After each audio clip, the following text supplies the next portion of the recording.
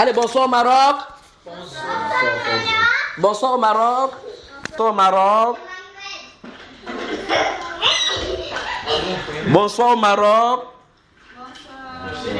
Allez, Madeleine, va dans la chambre, tu laisses la laisse, elle va venir. Laisse-lui le saut, vacances. Bonsoir au Maroc, on ne vient pas ici.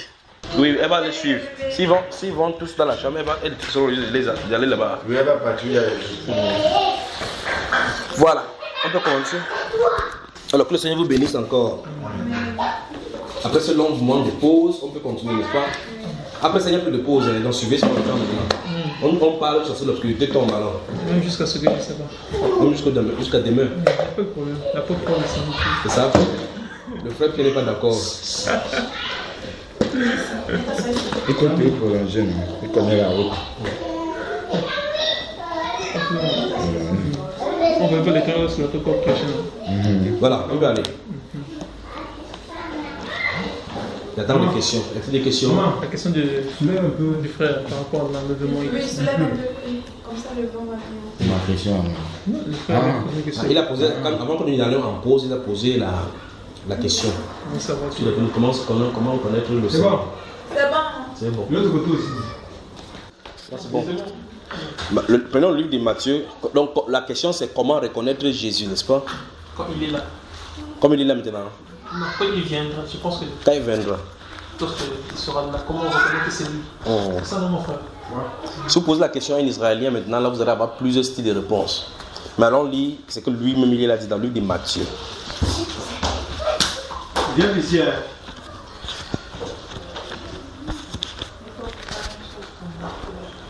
On y va.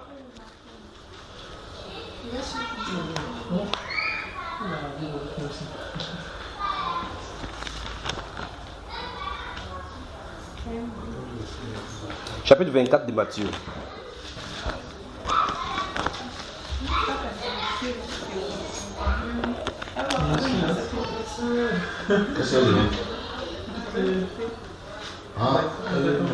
C'est petit. Tout est petit. Je me suis pour la peut-être Regarde-toi, frère, assieds-toi comme ça. Donc tu vas voir la lumière derrière toi comme ça, il s'assoit comme ça pour que la maman ait non seulement l'espace mais aussi la lumière. Est-ce qu'il faut la précipiter comme ça? Voilà, tu vois comment l'éclairage est venu, non? Matthieu chapitre 24, nous répondons à la question quand Jésus va venir. Comment on va voir cela?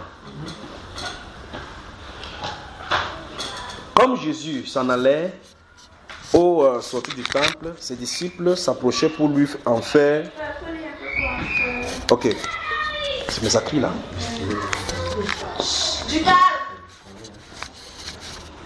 Comme Jésus s'en allait au temple, au sortie du temple, ses disciples s'approchaient pour lui en faire remarquer les constructions.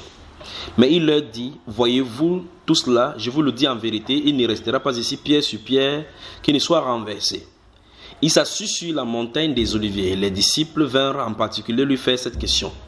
Dis-nous quand cela arrivera-t-il et quel sera le signe de ton avènement et de la fin du monde.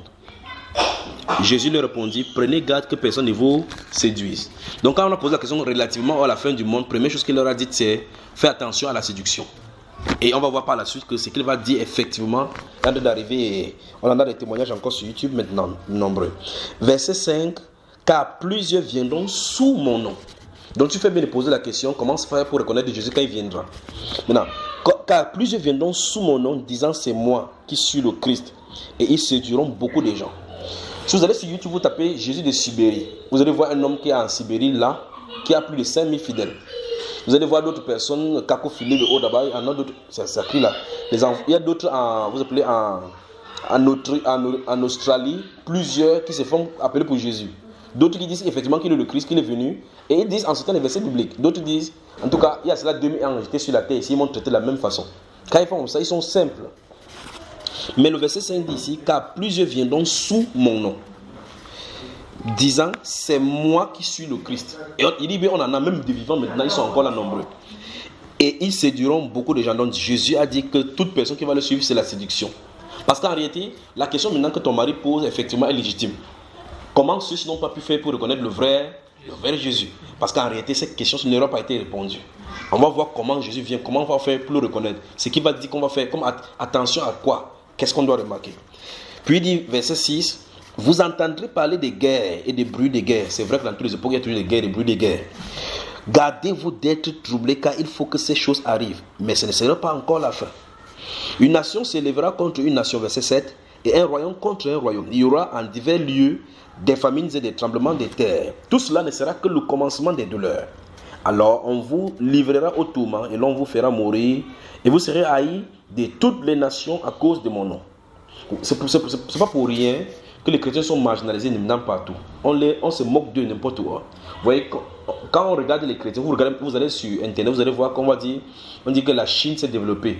Il n'y a qu'en Afrique que les églises se développent. Parce qu'ils prisent à temps d'externe, c'est pas vrai? On se moque. Et vous voyez, nous sommes à la période. On dit qu'on sera moqué, ceux qui suivent Christ, de toutes les nations. Toutes les nations. Il dit à cause de mon nom. On dit, regardez, ils sont là seulement pour prier, alors que pendant que les autres se développent. Bon, quand la Chine se développe comme ça, là, ça fait que les villes de personnes se développent. Vous regardez la Corée du Nord, vous regardez Singapour, vous regardez tous ces pays développés. Ils ont beaucoup plus de crises qu'en Afrique. Beaucoup plus de crises en Afrique. C'est maintenant que comment on appelle.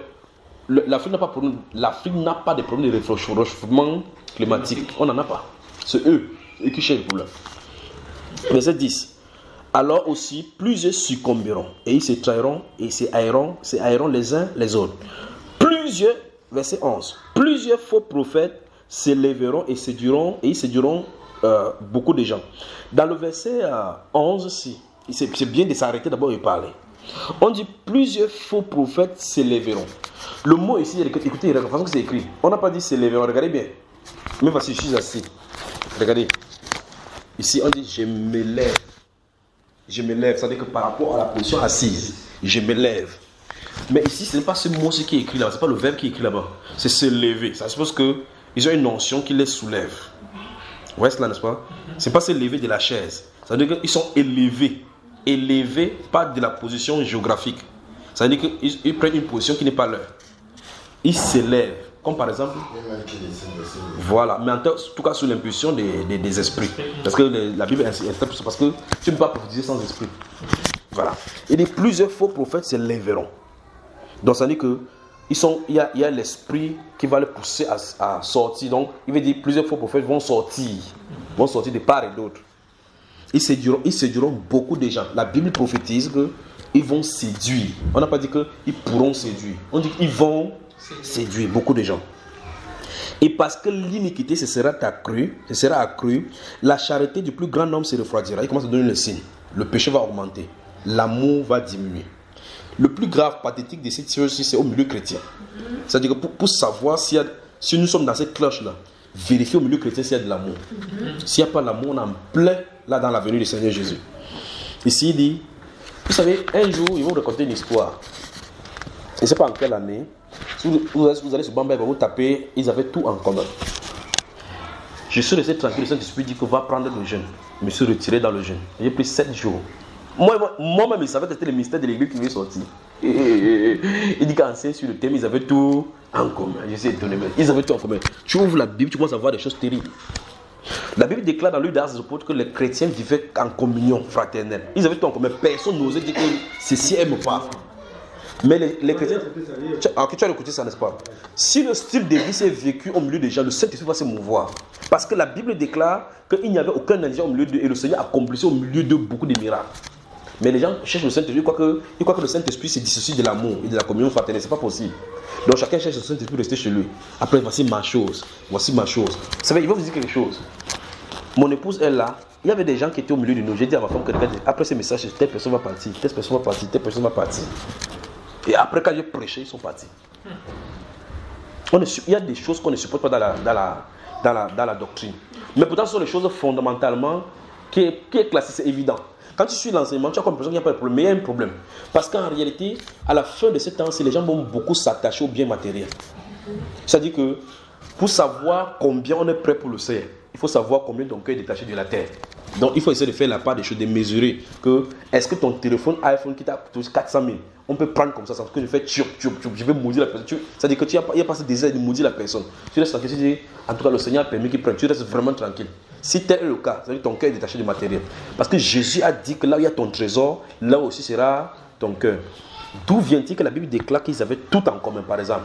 Et un frère, et la Bible nous enseigne plusieurs fois que quand un frère, supposons qu'un frère, dans Jean chapitre 2, manque de quoi survivre pour ces jours-ci, et ça s'est ensemble. Et puis, une solution au problème. Mais aujourd'hui, c'est que, va que le Seigneur te bénisse. Je ne tolère pas cela. Oui. Oui. Et aussi, la Bible disait que les chrétiens d'avant, oui, ils manquaient de rien, il n'y avait pas de pauvres familles. C'est ça que je viens de dire. Quand il dit ça, tu étais là, il dit qu'il n'y avait pas de négligents. Parce que plus on fait ça, plus Dieu bénit. C'est ça le secret que les gens ne savent pas. Il dit bien, cet enseignement que j'ai fait là, Dieu m'a dit que va jeûner. Je ne savais pas. J'ai pris mon bic, j'étais toujours content. Il dit que je suis sûr que les révélations vont sortir. Il dit, vous avez tout en commun.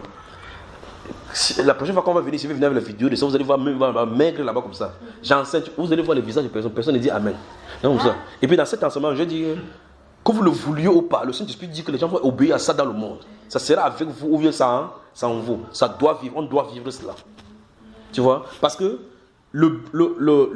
plus il n'y a pas d'amour, plus l'iniquité vit au milieu de nous. Et plus on vit dans l'hypocrisie. Tu vas dire à quelqu'un que ma soeur, je t'aime, alors que ce n'est pas vrai. Parce que l'amour doit être prouvé. Il faut que si tu sois dans les difficultés, que je prenne ces difficultés à cœur comme si c'était moi. Parce que la Bible déclare que les membres les moins considérés, on doit prendre soin d'eux. Et la Bible dit, dans 1 Corinthiens chapitre 12, verset 18 à 22, et Dieu a placé les membres les moins considérés là-bas pour que les membres aient soin, que nous soyons sur les uns les autres. On dit, et si un souffre, tous souffrent. Mais je pose la question, c'est la chose aujourd'hui au milieu chrétien. Non. C'est l'individualisme. Ça ne doit pas se retrouver au milieu des chrétiens qui attendent la venue du Seigneur Jésus. Ils sont allés toucher ce point-ci. Oui. À voir ton frère souffrir pour que lui se lève. Pour qu'au milieu de l'église, c'est lui qu'on considère. C'est pas la Bible ça. Tu voulais parler, mon cher? Oui, je voulais juste ajouter pour dire qu'en fait, je pense que le problème même qui est dû par rapport à ça, c'est le fait que déjà, les chrétiens de cette époque ne sont pas d'abord unis. Parce que s'il faut commencer... Attends, quel est le lien de l'unité?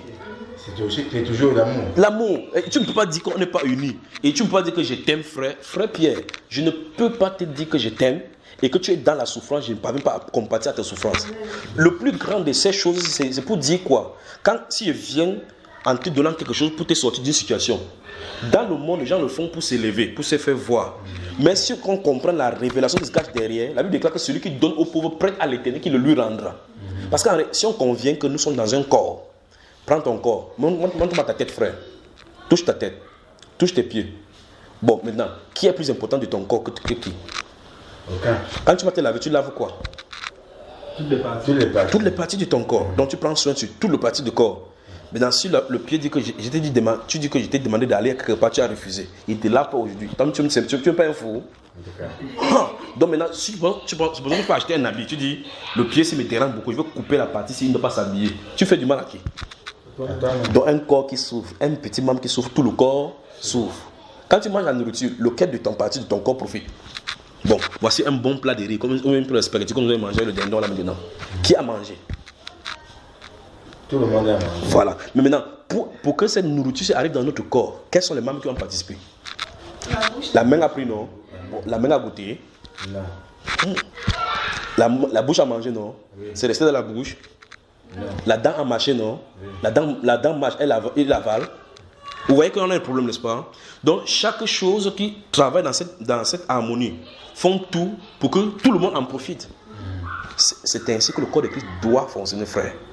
C'est dans cette attente qu'on doit être dans cet amour. Ça veut dire que nous devons nous soutenir les uns les autres. Ça fait intéressant que dans les dénominations, la façon que ça fonctionne, c'est vous remarquez que si quelqu'un est pauvre, les personnes ne le reçoivent pas.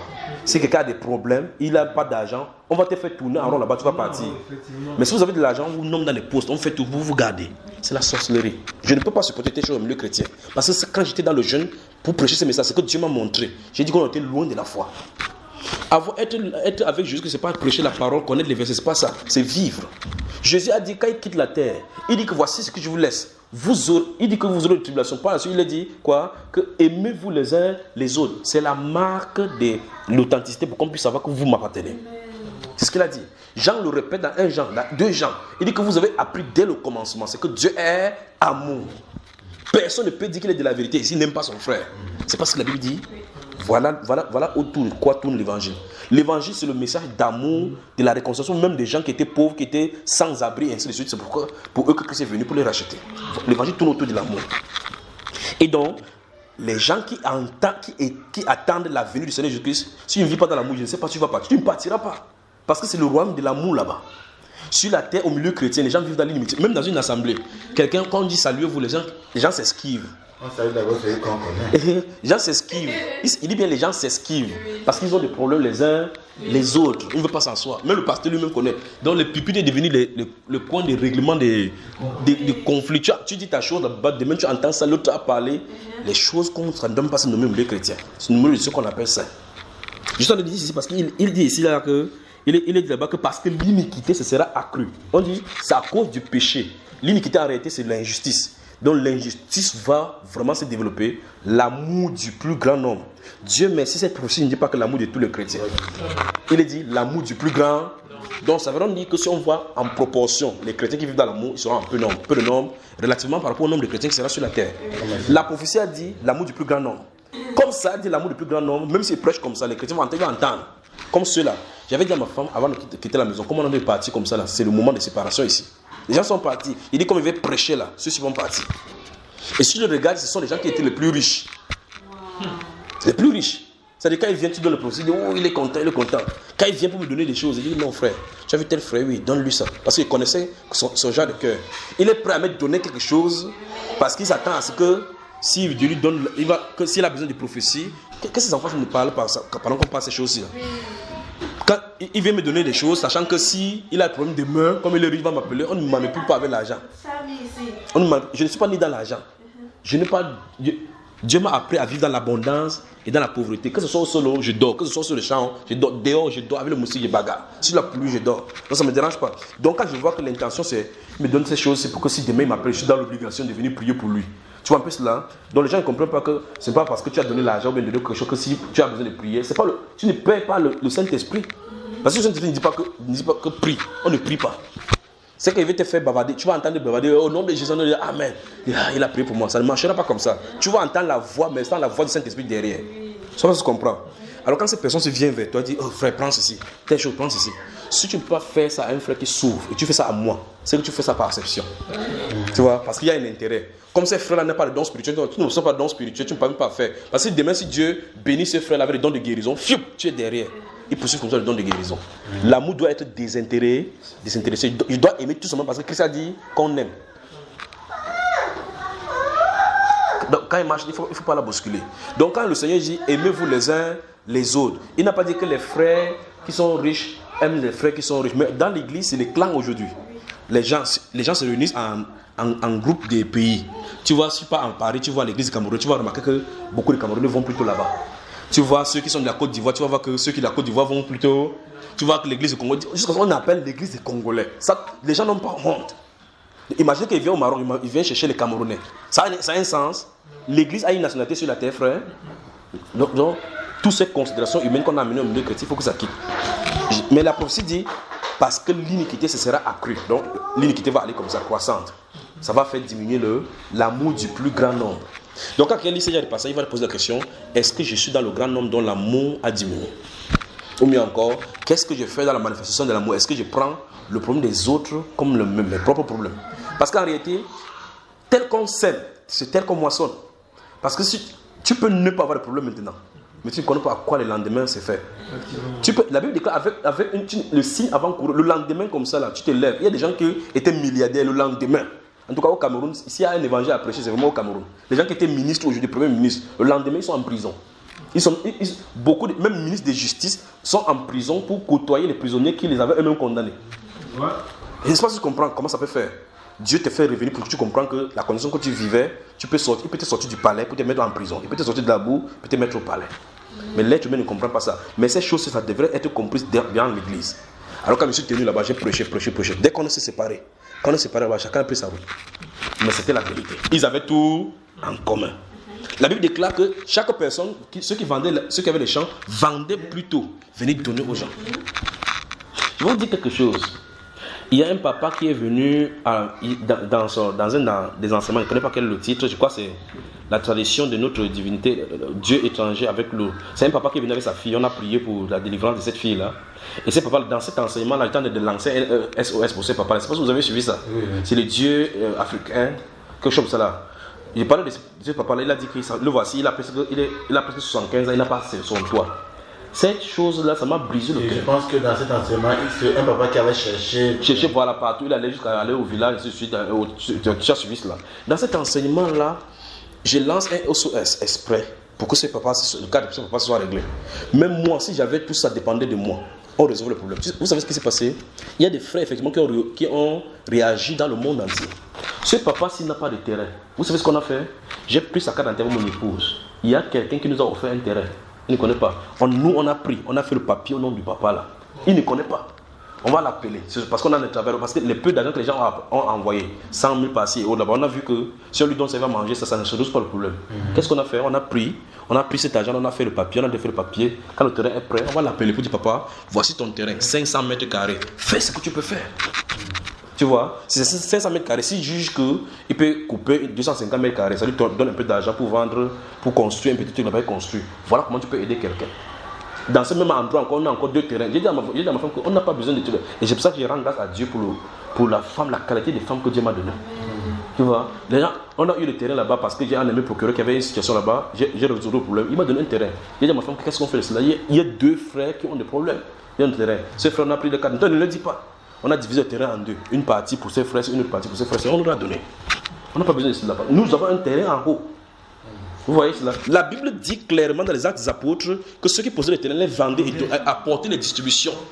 Les gens ont 5 terrains, vous entendez quelqu'un vient et dit que Dieu m'a béni, j'ai mon 5e terrain. Et quelqu'un se trouve à l'intérieur, il n'a pas que manger.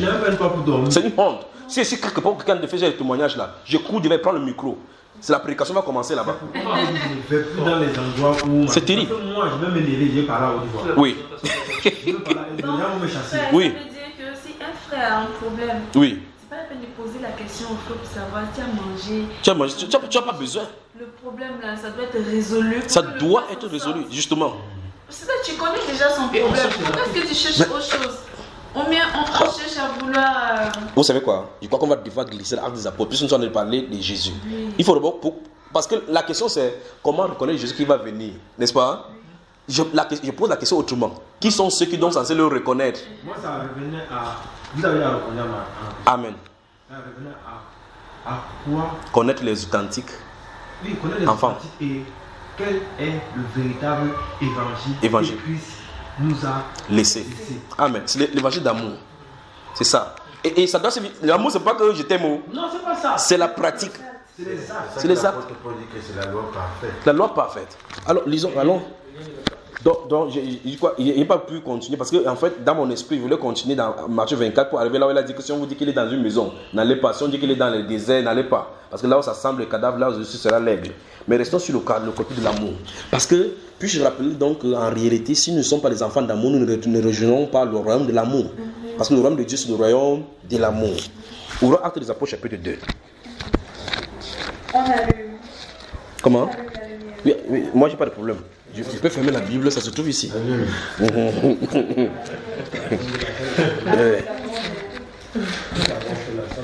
voyez peut-être avant que vous arrivez. Bon, pour moi, c'est bon. Il faut aller. Après, comme ça, c'est Donc, on va dans la naissance de l'église. L'une des choses qui me fait comprendre aux gens sur la terre, c'est que lorsqu'on donne aux frères, tu ne les laides pas. C'est ça que je veux qu'on assimile. C'est-à-dire, frère Melchi, je suis derrière pour le je te donne quelque chose. Je ne peux pas dire, me taguer en disant que j'ai aidé le frère Melchi. Parce que quand tu grattes, quand un moustique est sur ton pied, tu tapes le moustique, tu tues, tu n'as pas aidé ton pied. Tu as fait ce qui était normal. C'est normal que tu le fasses parce que tu ne dois pas accepter que si le moustique pique tes pieds, c'est au travers de tes pieds, ça va laisser, c'est la nouvelle femelle, ça va laisser des gemmes là-bas qui vont créer le palu, pas sur le pied. Le paludisme va t'arrêter. Tout le corps va en souffrir. Nous sommes d'accord. Mais il a piqué au niveau du pied. Alors qu'est-ce qu'il faut? Il faut que la main va taper ces moustiques-là pour que le corps ne soit pas paralysé. La main ne doit pas dire que non, j'ai aidé le pied pour que le moustique ne pique pas. Parce que c'est un corps. C'est toi-même, c'est ton corps. C'est un membre de ton corps. Et un membre ne se réjouit pas parce que l'autre membre n'est pas fait. Tu ne peux pas manger, tu dis que la vitamine va entrer dans moi, ça ne doit pas entrer ici. C'est toi tu vas voir que ça a des problèmes. N'est-ce pas, frère? Comme tu disais tout à l'heure, que la main c'est vente alors d'avoir nourri la terre. Il va confirmer, non? Il va faire comment? C'est pour cela que vous voyez que, frère Michel, lève-toi un peu debout parce que j'aime prendre cet exemple. Lève-toi, tiens-toi debout parce que toi qui as le carré de celui qui a appelé, tu vois comment les gens comme celui qui a appelé England, non? Tu vois, Dieu a fait de telle enseigne que tous les membres du corps sont en dessous de la tête. Tous. Parce que seul Christ qui est le symbole de la tête est élevé. Lève un peu la main droite. Reste comme ça pendant qu'on prêche ici, tu vas voir. Tu as vu, quand il fait comme ça là, qu'est-ce qu'il a dit de vouloir faire? Il veut chercher la gloire, il veut dépasser Christ. Donc il veut s'élever au-dessus de Christ. Christ a fait le temps, c'est que même si tu se roulais un peu ou quoi, si ça dépasse de la tête, tu vas comprendre qu'il faut dire que ça descend. Mais la tête reste là-bas, ça n'a pas de problème. Mais tu fais comme ça là, tu vas faire parce qu'il va te renvoyer en bas. Tout ce qui est élevé sera rabaissé. Accepte mon frère, que Dieu te bénisse. Donc le Seigneur a fait le temps, c'est que ce soit lui, c'est ça que tout ce que le corps doit faire, c'est doit faire pour la gloire de la tête. Parce que c'est la tête qui coordonne n'importe quoi. Bon, si je vois le bidon là-bas, mon œil voit, et que le mouvement pour aller prendre, il n'y a pas on dit qu'on... Si la tête n'ordonne pas. Soit ça n'ordonne pas, ou bien encore si le veine, ou bien les vous appelez quoi? Si elle a l'AVC, comme le Ali Bongola, tu vois, il peut saluer quelqu'un véritablement bien. Il te voit bien pour faire... Parce que la commande entre la tête et l'un des membres est disloqué. Ça ne fonctionne plus. Le lien de la perfection entre la tête et les membres, c'est l'amour. C'est comme ça que Christ fonctionne. C'est au travers de l'amour qui fonctionne que les membres fonctionnent les uns les autres. La Bible déclare que tout le lien de la perfection bien coordonné par les membres, si cette substance-là de la tête qui est Christ. Donc Christ ne peut pas fonctionner sans l'amour. Lisons chapitre 2 des Actes des Apôtres. Ils sont encore venus ici au Maroc. Maroc, bonsoir. Bonsoir. Donc on voit la première prédication de l'église. La première prédication. Pierre prêche. Nous sommes dans chapitre 2. Actes chapitre 2. Pierre prêche. Les gens qui se convertissent. Les gens qui se convertissent là, près de 3000 personnes qui se convertissent, c'est les premiers croyants là-bas. C'est l'église naissante là-bas. Donc en dehors des 3000, presque 3000 qui sont là-bas, il y en a plus de 120 qui étaient dans la chambre haute. Voilà les premières constitutions. Donc disons à peu près 3200 personnes qui forment le premier corps de Christ visible sur la terre. Parce que le corps mystique du Seigneur Jésus existe toujours. A toujours existé. On sort seulement pour être manifesté. Maintenant, verset 40 dit: et par plusieurs autres paroles, il les conjurait, les exhortait, disant: sauvez-vous de cette génération perverse. Ceux qui acceptaient sa parole furent baptisés, et en ce jour-là, le nombre de disciples augmenta d'environ 3000 âmes. Vous voyez, le nombre de disciples a augmenté d'environ 3000 âmes. Maintenant, regardez. Ils persévéraient dans l'enseignement des apôtres. Quand on est disciples, on vit dans l'enseignement des apôtres. Pour ça, les gens acceptent volontiers. D'autres, les apôtres prophètes, donc pour vendre leur CD, pour vendre leur truc en disant que c'est l'enseignement des apôtres. Puis, dans la communion fraternelle, le partage fraternel, il n'y a pas de communion sans lien de l'amour. Communion fraternelle, dans la fraction du pain et dans les prières. Voici les 4 piliers de l'église. Bon, maintenant, comment tu vas enseigner? Faire la fraction du pain, faire les prières sans communion fraternelle. Oh, tu ne peux pas parler de communion fraternelle sans qu'on ait rien de commun. Parce qu'une communion, ça veut dire c'est un partage, c'est des partages. C'est ça qu'on appelle communion, c'est pas le boule de pain des catholiques, là, ça n'a rien à voir. Ici, c'est la communion. Là maintenant, nous sommes dans la communion, le partage de la parole. Oh, maintenant, continuons ici. Regardez. La Bible déclare, verset 43, la crainte s'emparait de chacun et il se faisait beaucoup de prodiges et de miracles par des apôtres. Verset 44, ça c'est l'église naissante. Première marque de l'autorité de l'église. Tous ceux qui croyaient étaient dans le même lieu. Ils avaient tout en commun. C'est terrible. Qui? Ma voiture. Tu vois comment j'ai souffert pour avoir la voiture là? Oui. Tout à l'heure, quand je voulais parler de l'église ne sont pas unis. C'est d'abord c'est un peu ce que je voulais expliquer. Est-ce que ce n'est pas par exemple dû au fait que on peut dire d'abord que l'église ne se connaît pas, ou bien les membres de l'église ne se connaissent pas. Parce que s'ils se connaissent déjà, l'union peut arriver. C'est vrai que pour qu'il y ait union, il faut amour. C'est parce que si on voit un peu le acte chapitre 2 de Acte ici, on voit que ceux-ci, les gens qui se connaissaient, qui étaient dans le même endroit. Attends d'abord, tu touches là encore le vrai nœud des problèmes de cette église maintenant. Ok, je te pose la question. Pourquoi ils ne se connaissent pas maintenant? Qu'est-ce qui empêche de se connaître? Parce que 1, on se méfie des uns des autres. 2, on vient des origines diverses. 3, il y a des prérequis ou bien encore des mauvaises pensées qu'on a quittées dans le monde, que dans l'église ça n'a pas changé. Par exemple, vous êtes quelque part. Personne ne connaît là où le pasteur habite. On ne connaît pas, on ne peut pas venir chez le pasteur. Le lieu qu'on rencontre dans un bureau, il a son bureau. comme un fonctionnaire. Oui. Bon, maintenant, la Bible déclare, vous les reconnaîtrez à leurs fruits. Tu vas voir ces fruits où? C'est ça. C'est exactement. Tu comprends le problème, n'est-ce pas? Exactement ce que vous voulez dire. Parce que, par exemple, si on prend un peu les dénominations, par exemple, c'est ça, comme tu as dit. Ceux qui se vivent dans les dénominations, si on les appelle églises, eux, par exemple, ils ne connaissent pas tout ça. Ce qui fait que c'est difficile qu'ils manifestent l'amour. Si on prend, par exemple, nous, que le Seigneur nous a fait grâce, par exemple, est-ce que je connais que j'ai peut-être la sœur Cyril qui se trouve ici? Voilà. Quand tu la connais, tu sais que vous pouvez visiter. Maintenant, donc, vous voyez quelque chose pour vous partager. Oui. Maintenant, quelle est la différence de les dénominations? Tu vois que la dénomination, il y a les fidèles. Oui. Ils se rencontrent, c'est le lieu de rencontre là-bas. Quand ils se rencontrent, dès qu'ils quittent, c'est terminé. Ils se rencontrent encore la prochaine séance. Donc là-bas, ils sont comme dans le lieu de travail. Ce sont les collègues. Mais la différence maintenant, c'est s'il veut boire l'eau.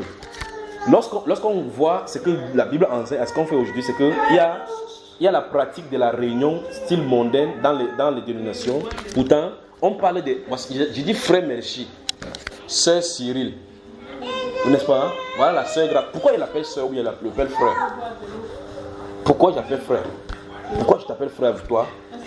Parce que nous sommes les mêmes familles. Oui. Et les familles se connaissent. Les gens de la famille, c'est fréquent. Voilà le mot. D'où on comprend vraiment pourquoi il y a un problème dans les dénominations. Ah, non, pas que c'est dans les dénominations qu'il y a un problème. C'est la dénomination qui est un problème. Parce que c'est la source des différentes barrières. Oui. Parce que si la famille, comme tu dis, nous sommes frères. C'est pas moi qui dis, c'est la Bible. Oui. C'est-à-dire que le principe de la Bible dans la vie chrétienne, c'est la vie de famille. Voilà. Parce qu'on dit frères et sœurs, n'est-ce pas? Remarque bien, dans les dénominations, le pasteur va se lever là-bas et dire que quand tu te lèves là-bas, suivez ton pote parce qu'on ne sait pas qui est qui. Suivez même ton frère. Et on dit même que arrête tes blessures. Si ton frère dort, tu arrêtes sa femme. Tu entends des choses comme ça qui se passent là. Alors, c'est vrai dire que si écrit ici, je ne peux pas laisser mon téléphone à côté d'ici parce que j'ai peur du frère Pierre. Oh, tout à l'heure, ici, qui était là, d'argent, plusieurs fois, mon téléphone était là, non? Dans les dénominations, tu peux tenter ça. Est-ce que tu peux tenter? Vous voyez, quand tu rentres là, c'est comme la personne qui était à côté de toi, il est sorti, il est parti. Pas vrai? Parce qu'on ne se connaît pas. Mais ici, nous sommes en famille. Je laisse quelque chose là-bas, je laisse mon ordinateur, il n'y a même pas besoin d'être parce qu'on se connaît. Tu vois? C'est ainsi que Christ a voulu que ce soit une famille où Christ est le Père. Tu vois cela? Donc la dénomination, c'est le principe de division. Tu ne peux pas parler. Et donc ça divise. Ça divise les familles, divise les maisons, divise les gens. Quand quelqu'un entre, c'est pour ça qu'il veut toujours construire le plus grand pour pouvoir absorber beaucoup de grands nombres. Sachant que vous êtes là-bas, vous êtes nombreux, on ne se connaît pas. Vous êtes dans un lieu où il y a 400 personnes. Après, ils vont se plaindre qu'on ne se connaît pas parce qu'on est 400 ici. Qui a demandé que vous réunissez là-bas à 400? Vous voyez qu'une fois de plus, même la pensée là, ici à l'église naissante, on pourrait penser qu'il devait y avoir ce genre de problème. Mais l'église naissante, ils étaient plus de 3000. Ils n'ont pas construit un lieu où ils ont pensé construire un lieu où 3000 personnes vont se réunir. Mais on dit qu'ils étaient tous dans le même lieu. N'est-ce pas, frère? Or, à Jérusalem, le seul lieu qui était plus grand qui peut contenir au moins 30 personnes, c'est le temple. Donc, ce n'est pas le lieu là dont on est de parler. Qu'est-ce qui se passe? La Bible déclare qu'ils se réunissent dans les maisons. Vous êtes dans la zone de Jérusalem, dans la SAS. Les gens qui sont là-bas se réunissent là-bas. Les apôtres passent de lieu en lieu pour les saluer dans les maisons. Ils se visitent les uns les autres. Vous voyez comment le principe, n'est-ce pas? Mais aujourd'hui, quand les gens ne connaissent pas l'histoire de la Bible, ou la façon que Dieu veut que l'architecture de l'église se passe, on dit ok, mais si on est 400, on va faire comment? Mais le premier chrétien était 3000. Ils n'ont pas pensé que non. Construisons les maisons. Le but de vendre les maisons, vendre les terrains, n'était pas pour construire un lieu. C'est ça le plus grave de toutes ces histoires. Mais aujourd'hui, plutôt les pasteurs disent vendez vos lieux pour qu'on construise un lieu. Or, le temple qu'on doit bâtir, c'est le corps humain. Le corps dans lequel le Saint-Esprit doit habiter. Il faut qu'il soit à l'aise. Maintenant, ici, il est dit ils étaient tous dans un même lieu. Or, ils étaient 3000. Or, tous les 3000 n'étaient pas dans un lieu géographique. Tous ceux qui avaient cru, parce que là, à Jérusalem, il y avait des gens qui venaient de l'extérieur. Quand ils vont croire, après la série des Pentecôtes qui est là-bas, ils vont rentrer ceux-ci à Rome, parce qu'on a cité 15 pays là-bas. Ils vont rentrer dans les différentes nationalités. Ceux qui étaient à Jérusalem vont rester là-bas, ils se réunissent selon qu'ils se connaissent. Oh frère, tu as cru aussi en Christ, ils se réunissent, ils partagent. Les apôtres passent de lieu en lieu et les saluent. Continuons la lecture ici. Que Dieu nous donne de vivre cela. Que Dieu nous donne de vivre cela.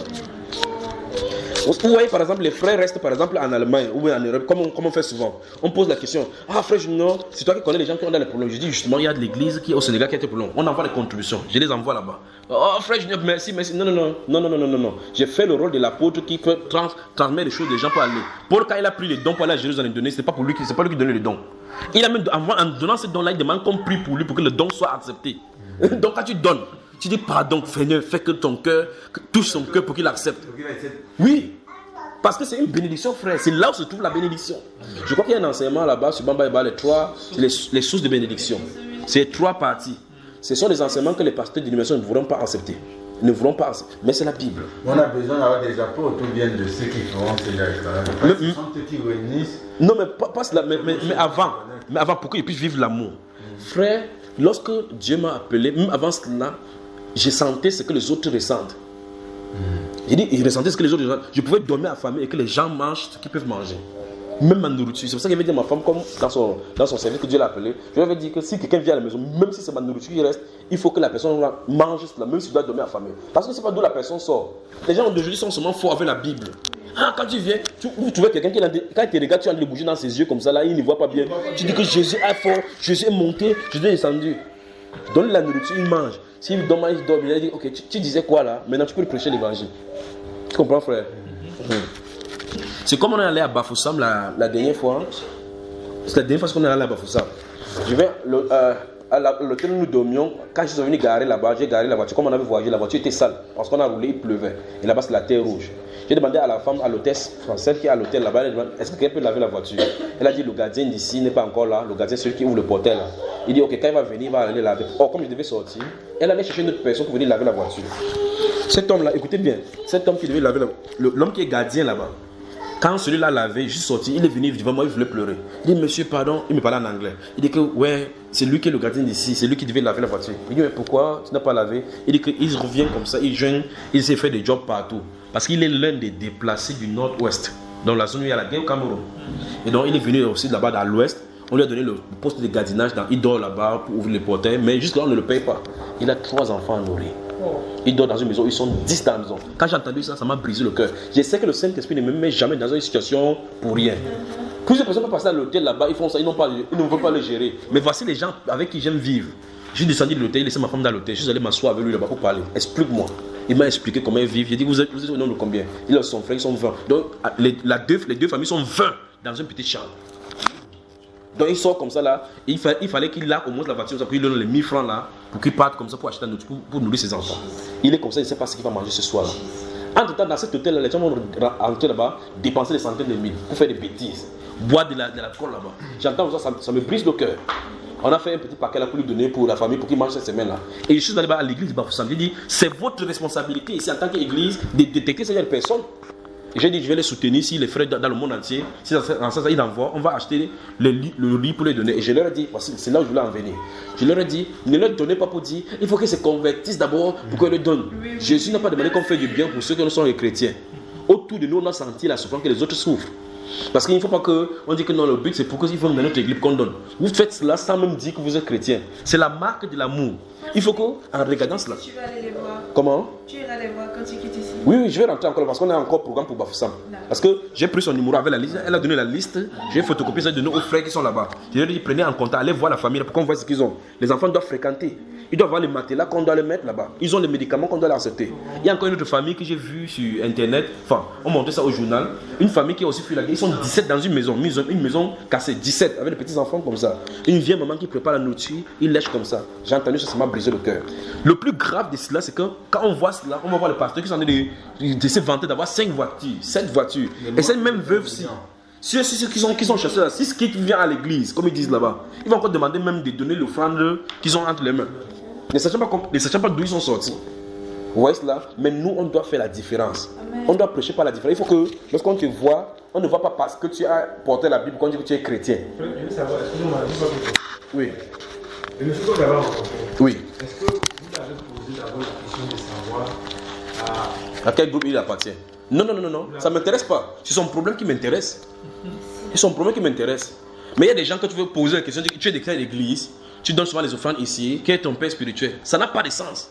Bon, Jésus, quand Jésus rencontrait quelqu'un pour lui faire du bien, il demandait quel était son père. Il a dit, à ceci tous connaîtront que vous êtes mes disciples. Si vous avez de l'amour entre vous. Si entre la chrétienne d'abord, il n'y a pas d'amour, tu crois que c'est ceux de l'extérieur qu'on va aller regarder? Maintenant, qu'est-ce que la Bible dit dans Galates chapitre 6? La Bible dit, verset 7, que ne vous y trompez pas. C'est qu'un homme aura semé, il le moissonnera. Celui qui sèmera pour la chair, moissonnera de la chair, la corruption. Mais celui qui sèmera de l'esprit. La question c'est comment est-ce qu'on sème pour l'esprit? Vous voyez? Proverbe dit, celui qui prête donne aux pauvres, prête à l'Éternel qui le lui rendra. Donc pour s'aimer par l'esprit, regardez les pauvres. Tu cèdes là-bas. Il dit que tu moissonneras de l'esprit la vie éternelle. Puis il dit ne vous lassez pas de faire le bien, car nous moissonnerons au temps convenable. Si nous ne nous lassons pas. Il dit ne nous lassons pas de faire le bien. Il dit au bien à tous, mais et surtout aux frères dans la foi. Je ne sais pas comment on peut lire des versets comme ça là. On cherche autrement. On n'a pas besoin d'une révélation. Seigneur, révèle-moi comment il va donner. Pourquoi c'est seulement là-bas qu'on prie? Pourquoi? Où tu me comprends, n'est-ce pas? Et il y a un frère qui était venu à la maison. Vous savez, il y a des choses, il n'aime pas parler de ces choses-ci. Il vient un mois, il trouve une chaise. Après, il vient notre mois, il trouve une autre chaise. Il pose la question, comment tu peux pas comme ça? Il dit, mais c'est qui était là-bas? C'est où? J'ai dit, il donnait un frère. Il m'a dit qu'il voulait, frère, je ne viens pas. Il dit, porte, mais tu pars. Lui, il était étonné. Il dit, mais c'est comment? Vous allez vous asseoir. Il dit, il n'y a pas de problème. Il a porté le truc, il est parti. Il a porté toutes les chaises de la maison, il est parti. Parce que c'est venu de la même façon comme c'est parti. Je reste comme ça, il n'y avait pas de chaises. Il y a un frère qui est sorti de l'Arabie Saoudite, il a dit, frère Junior, comme tu m'as accueilli ici chez toi, il est venu de l'Arabie Saoudite, il avait des problèmes avec la gendarmerie. Il dit, reste ici, on va résoudre tes problèmes. Son problème a été résolu. Il a dit, comme il n'y a pas de chaises là, il y a une chaise qui avait commandé l'Arabie de Dubaï. C'est quelque part là-bas chez les gens qui viennent dans le conteneur. Il dit, va là-bas, tu dis, c'est moi. Il faut seulement donner tel son, il va te donner. Juste là, il a donné, on a mis la chaise là-bas. Ça n'a pas fait un an, quelqu'un aussi avait besoin. Il a aussi donné. Je vais mourir, il va partir avec la chaise. Oh. Il y a le frigo à la maison, ça veut quelqu'un dit, oh, ça me plaît. Il dit, prends, alors tu pars. Tu portes, tu pars. Amen. Merci, gloire à Dieu. Mais c'est terrible. Terrible. Les gens s'attachent au matériel, Vous allez voir quelqu'un qui a même la maison où il y a le magasin à l'intérieur. Les choses sont stockées là-bas, stockées là-bas. Les gens peuvent, ça peut être utile. Ça pourrit. Que Dieu ne vienne en aide. Continuez ici. Verset 44 encore. Tous ceux qui croyaient étaient dans le même lieu et ils avaient tout en... J'aime ces phrases-ci. Ils avaient tout en commun. Ils vendaient. Donc, mais je crois que quand les gens lisent ceci, ils souhaiteraient que ce soit dans l'Ancien Testament. Que vous dites, non, on dit ça. Ça, c'est le Nouveau Testament. Point quelqu'un dit que c'est le Nouveau Testament ici maintenant. Ça, c'est le Nouveau Testament là maintenant. Ils vendaient leurs propriétés et leurs biens. Et ils en partageaient le produit entre tous. Écoutez bien, selon le besoin de chacun. Voici le défi dans l'Église. Voici donc le défi de l'Église. Voici le défi. C'est pour que là, effectivement, on ne dit pas qu'on vend à 10 millions, si nous sommes dit chacun à 1 million. Parce que tu peux avoir un problème de 5 millions, moi un problème de 200 000. On doit même donner un supplément que ça me crée des problèmes. On lui donne 5 millions parce qu'il doit sortir des problèmes de 5 millions. Tu vois cela? On dit selon le besoin de chacun. On n'a pas dit qu'on fait un pas égal. Parce que le Saint-Esprit donne selon les besoins. Comment on vit avec le Seigneur? On vit en comptant sur lui pour qu'il nous donne le pain de ce jour, ce qui est nécessaire pour vivre. Et par conséquent, le Seigneur dit qu'on ne s'occupe pas du lendemain. C'est le projet qu'on a fait dans le futur là qui commence à nous créer le problème comme ça. Parce qu'on fait le projet dans le futur. On va dire, et Dieu dit, ne t'appuie pas sur ta sagesse. Tu vois cela? Recommande ton soi à l'Éternel et tes projets réussiront. Excuse-moi, on parle un peu des problèmes des comptes bancaires. On arrive là-bas, on arrive. Le seul compte bancaire d'abord pour commencer, c'est encore très grave. Parce que tu trouves ça? Toujours dans la même. Oui. Parce que par rapport à la question du frère, comme tu es en train de développer, qui demandait comment reconnaître, non? Mais si on prend sur la base de ces versets, oui, il n'y a pas que les chrétiens qui le font. Oui. Est-ce qu'à sur cette base, on peut vraiment connaître que cette personne-ci... Voici la différence. À cette différence-ci, il y a les souillures du monde. Dans le livre, il y a deux versets qu'il faut croiser. Il y a Tite chapitre 2, verset 11 à 13. La grâce de Dieu, source de salut pour tous les hommes, a été manifestée. Elle nous enseigne à renoncer à l'impiété, à vivre dans ce monde-ci, loin de toutes ces choses-ci. Et dans le livre de Jacques, chapitre 1, verset 26, il est dit que la religion pure et sans tache devant Dieu notre Père consiste à visiter et à assister, si tu veux, les orphelins, les veuves dans leur affliction et à s'abstenir des souillures du monde. Les musulmans font ces choses-ci. Les musulmans font là-bas. Mais si les souillures ne sont pas... Ça veut dire quoi? En parlant, c'est là où je vais arriver. Parce que si on regarde même certains musulmans... Oui, ils pratiquent ça. Oui. Mais avec l'hypocrisie quand même. Non, nous ne sommes pas dans leur cœur pour connaître... Oui.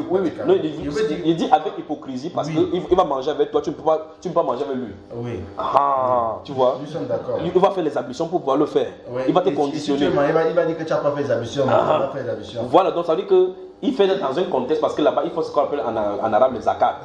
Les zakat, ça c'est leur rôle. Ils sont obligés de faire ça pour ajouter à leur œuvre. Donc c'est pas ce que Dieu a recommandé. Oui. Mais sur le plan humain, on peut voir que c'est des œuvres sociales. Mais la façon que le Seigneur a fait ici, le Seigneur veut que l'amour s'installe d'abord sur le cœur, entre toi et un être humain, pour que tu le fais. Les gens dans les sectes, les Rose-Croix aussi, ils font cela. Ils le font. Les grands joueurs footballeurs font, ils ouvrent des orphelinats. Ils amènent les caméras pour qu'on filme, pour qu'on voit comment on dit que c'est la fondation telle. Fondation Canon. Il veut poser comme question, bien qu'elle veut bien comprendre. Sur quelle base? Parce que si on prend par exemple, si tu vois quelqu'un, tu ne vas pas marcher avec lui. Comment tu vas? Parce qu'il va pratiquer les mêmes choses. C'est-à-dire, un chrétien qui va pratiquer par exemple cet amour, et un sorcier qui va venir, ou bien tous ces hommes-là, ils pratiquent la même chose. Non, là tu te déplaces sur un autre terrain. Attends, en fait, non, je dis que là tu te déplaces sur un terrain. Oui. Toi, tu es en train de vouloir être Dieu pour regarder ses œuvres à lui. Non, c'est pas ça, c'est pas là, c'est pas ma question. Parce que tu as dit que comment toi tu vas savoir. Non, c'est pas ma question. Oui. On bien la question, frère. Parce que, par exemple, quelqu'un, comme le cas de ce monsieur, Bafoussam, ce monsieur et sa famille, là, tu as dit au frère, ou bien ce que tu veux nous faire comprendre comme ça, c'est qu'en fait, on ne va pas vous poser la question de savoir s'il est le nôtre. On ne peut pas savoir s'il est chrétien ou quoi. Maintenant, ce genre de personnes, c'est les actes que nous faisons qui peuvent permettre de. Qui peut pousser à ce qu'il rejoigne le Seigneur. Parce qu'il va comprendre que ce groupe-ci, c'est les gens qui. Tu vois un peu. Regarde, en toi de fond, gardons cela à l'esprit. Oui. La conversion dans le corps de Christ est faite par le Saint-Esprit. Voilà. Quelqu'un peut rejoindre un groupe parce qu'il veut manger. C'est comme ça que les musulmans font pour avoir les gens ici dehors. La Bible nous dit ici que on peut gagner quelqu'un par, surtout concernant Gagner c'est une chose. Oui. Gagner c'est une chose. La conversion c'est l'œuvre du Saint-Esprit. C'est ce que je dis. Faisons attention. Quelqu'un, même lui là, il peut accepter comme ça là. Il vient dire que les gens se sont bien. Moi il m'en fait au milieu d'eux. Il vient sans être chrétien. C'est ce que je suis en train de dire. Parce que d'autres personnes peuvent. Regarde, prenons un exemple simple. Dans la Bible déclare que plus tard, quand Jésus va multiplier le pain, dans Jean chapitre 5, au chapitre 6, les gens vont chercher. Oh, mais quand est-ce que est venu ici, il dit qu'arrêtez, vous me cherchez parce que vous avez mangé du pain et vous avez été rassasié. Tu as vu? Le Seigneur a discerné là-bas qu'il le cherche encore parce qu'il veut le attraper comme ça. Parce que s'il l'attrape, les gars voient que non. Chaque fois aller au champ travailler là, celui-ci fait ça, pam, le pain sort. Tu as vu ça, n'est-ce pas? Donc Jésus a dit que travailler pour la nourriture. Je sais pas si tu comprends. Alors donc ça dit que Jésus a discerné que ceux-ci le cherchaient pas parce que pour son œuvre de Messie. Mais ils ont calculé que non. Si le type si est là, on ne va plus souffrir. Allez travailler chaque jour. Là, il fait pam, le pain sort, pam, le poisson sort. On ne travaille plus. Donc tu vois là où ils se sont focalisés. Ici, il a mis une barrière pour pouvoir séparer ceci. Mais notre rôle à nous, c'est que si on voit. Alors, regardez le doigt dans l'Arc des Apôtres là. Ouvrons Ésaïe. Ésaïe chapitre 58.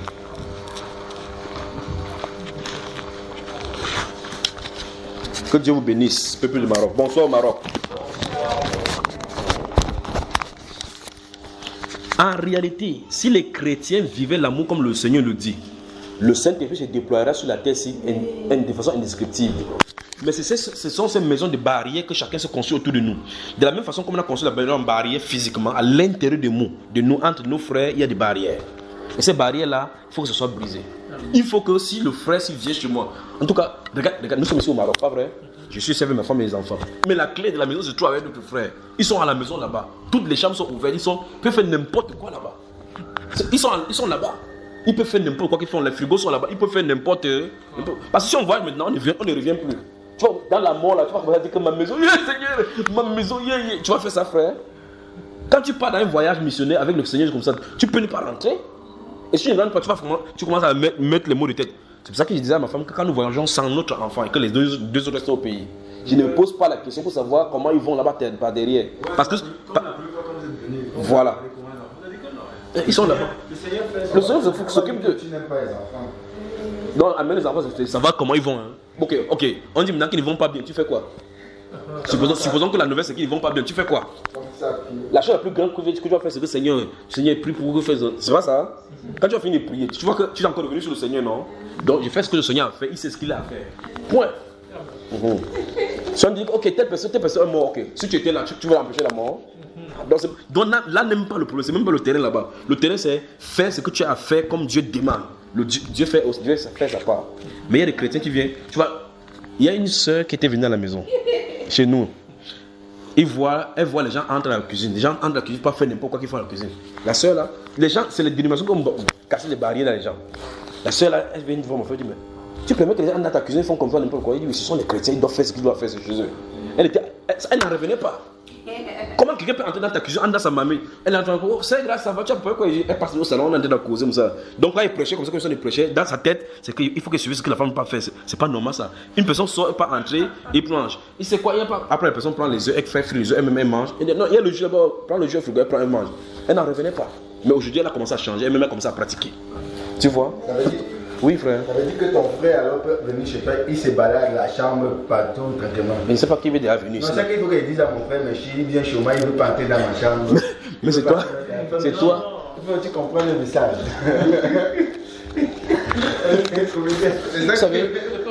Vous savez, on lit en réalité, on lit la Bible, on ne veut pas.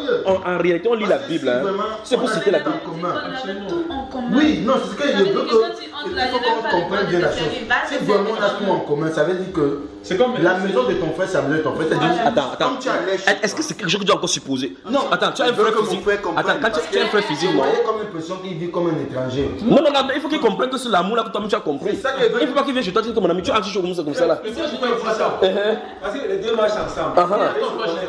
Oui, parlez ça alors. Oui. Ça veut dire que s'il ne veut pas chez lui, il ne va pas entrer dans sa Attends, frère Mechi, la dernière fois que nous sommes venus ici au Maroc, toi tu étais au pays, non? Tu nous as laissé ta chambre, non? On est dormi sur ton lit dans ta maison, non? Mais est-ce que tu nous connaissais avant? Non. Mais parce que tu as vu que c'est un chrétien qui est venu, elle nous a laissé sa chambre, on a dormi là-bas, pas vrai? Mais c'est comme ça que ça doit être. C'est une vie normale, c'est la vie normale de l'église là-bas. En tout cas, il faut qu'on comprenne bien les choses. Ce que je voulais dire, frère, cet amour en principe, au milieu des frères, se manifeste. Oui. Maintenant, il sait Oui. que mon porte-monnaie ne marche pas avec moi. Oui. Ça marche avec lui. Donc là, nous parlons de son pote. Hier, ton pote était dans son. C'est toujours avec lui. Donc, même quand l'argent sort, j'ai dit prends à l'intérieur. Oui. Peu importe ce qu'il va prendre pour toi. Voilà. Tu as vu, non, frère? Pourquoi tu l'accusais alors? Mais il accusait pour la chambre. Non, mais attends, regarde, il faut remarquer, toi tu es marié. Oui. Toi tu es marié. Et peut-être ta femme n'embrasse pas la foi comme lui, comme toi. C'est que mon père, c'est la femme. Voilà. Donc, la façon qu'il peut faire avec ta chambre, les endroits privés, tu peux comprendre, peut-être ta femme ne peut pas comprendre. Tu comprends? Et ça peut te créer des problèmes parce que tu n'es pas seul. Lui, il est un célibataire. Quand les gens viennent chez nous, ce sont les mariés, on sort de la chambre, on leur laisse notre chambre.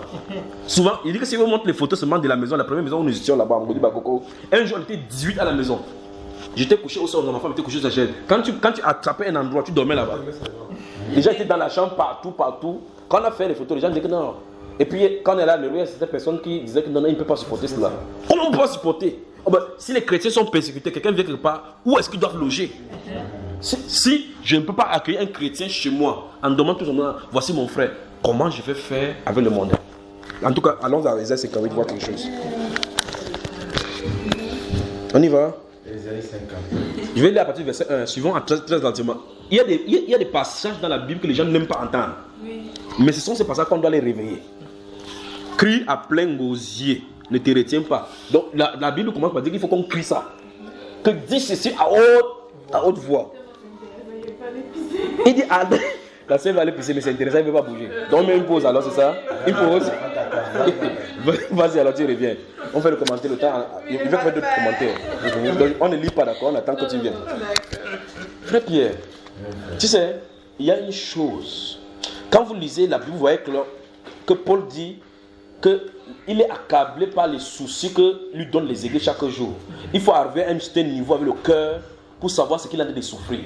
C'est une aberration pour quelqu'un de prêcher quelque part, comme dans les dimensions on voit, s'il est Camerounais, il veut nommer aux gens, il nomme les gens Camerounais tout autour de lui, si ce n'est pas le membre de la famille. Et que quelqu'un veut aller quelque part, il traverse une assemblée à côté de sa maison, parce que ça c'est la famille des Congolais, parce que lui il est Camerounais, pour aller là où il y a le Congo, Congolais. Donc il y a le Dieu des Congolais seul, qui a la même Bible ici. Le Dieu des Camerounais seul, qui a la même Bible ici. Frère, ne doit pas faire ça. Pourquoi? Parce que c'est devenu même une affaire de Dieu congolais plus fort que le Dieu ivoirien. Le Dieu ivoirien est moins fort que le Dieu peut-être guadeloupéen. Parce qu'on a leur façon de prêcher. Quand tu entends leur prédication, tu te rends compte que c'est comme s'ils prêchent en faisant une certaine comparaison avec la manifestation de l'autre côté. Frère, est-ce que c'est normal dans la Bible? C'est même pas d'abord ce qu'on voit. Tu vois, on a des problèmes, n'est-ce pas? C'est pour cela que je n'ai pas le temps pour savoir que tel est de quel pays, tel est de quelle nationalité, tel est de quel... On n'a pas besoin de ça. Mais tu entends quelqu'un dire que moi, je suis tel.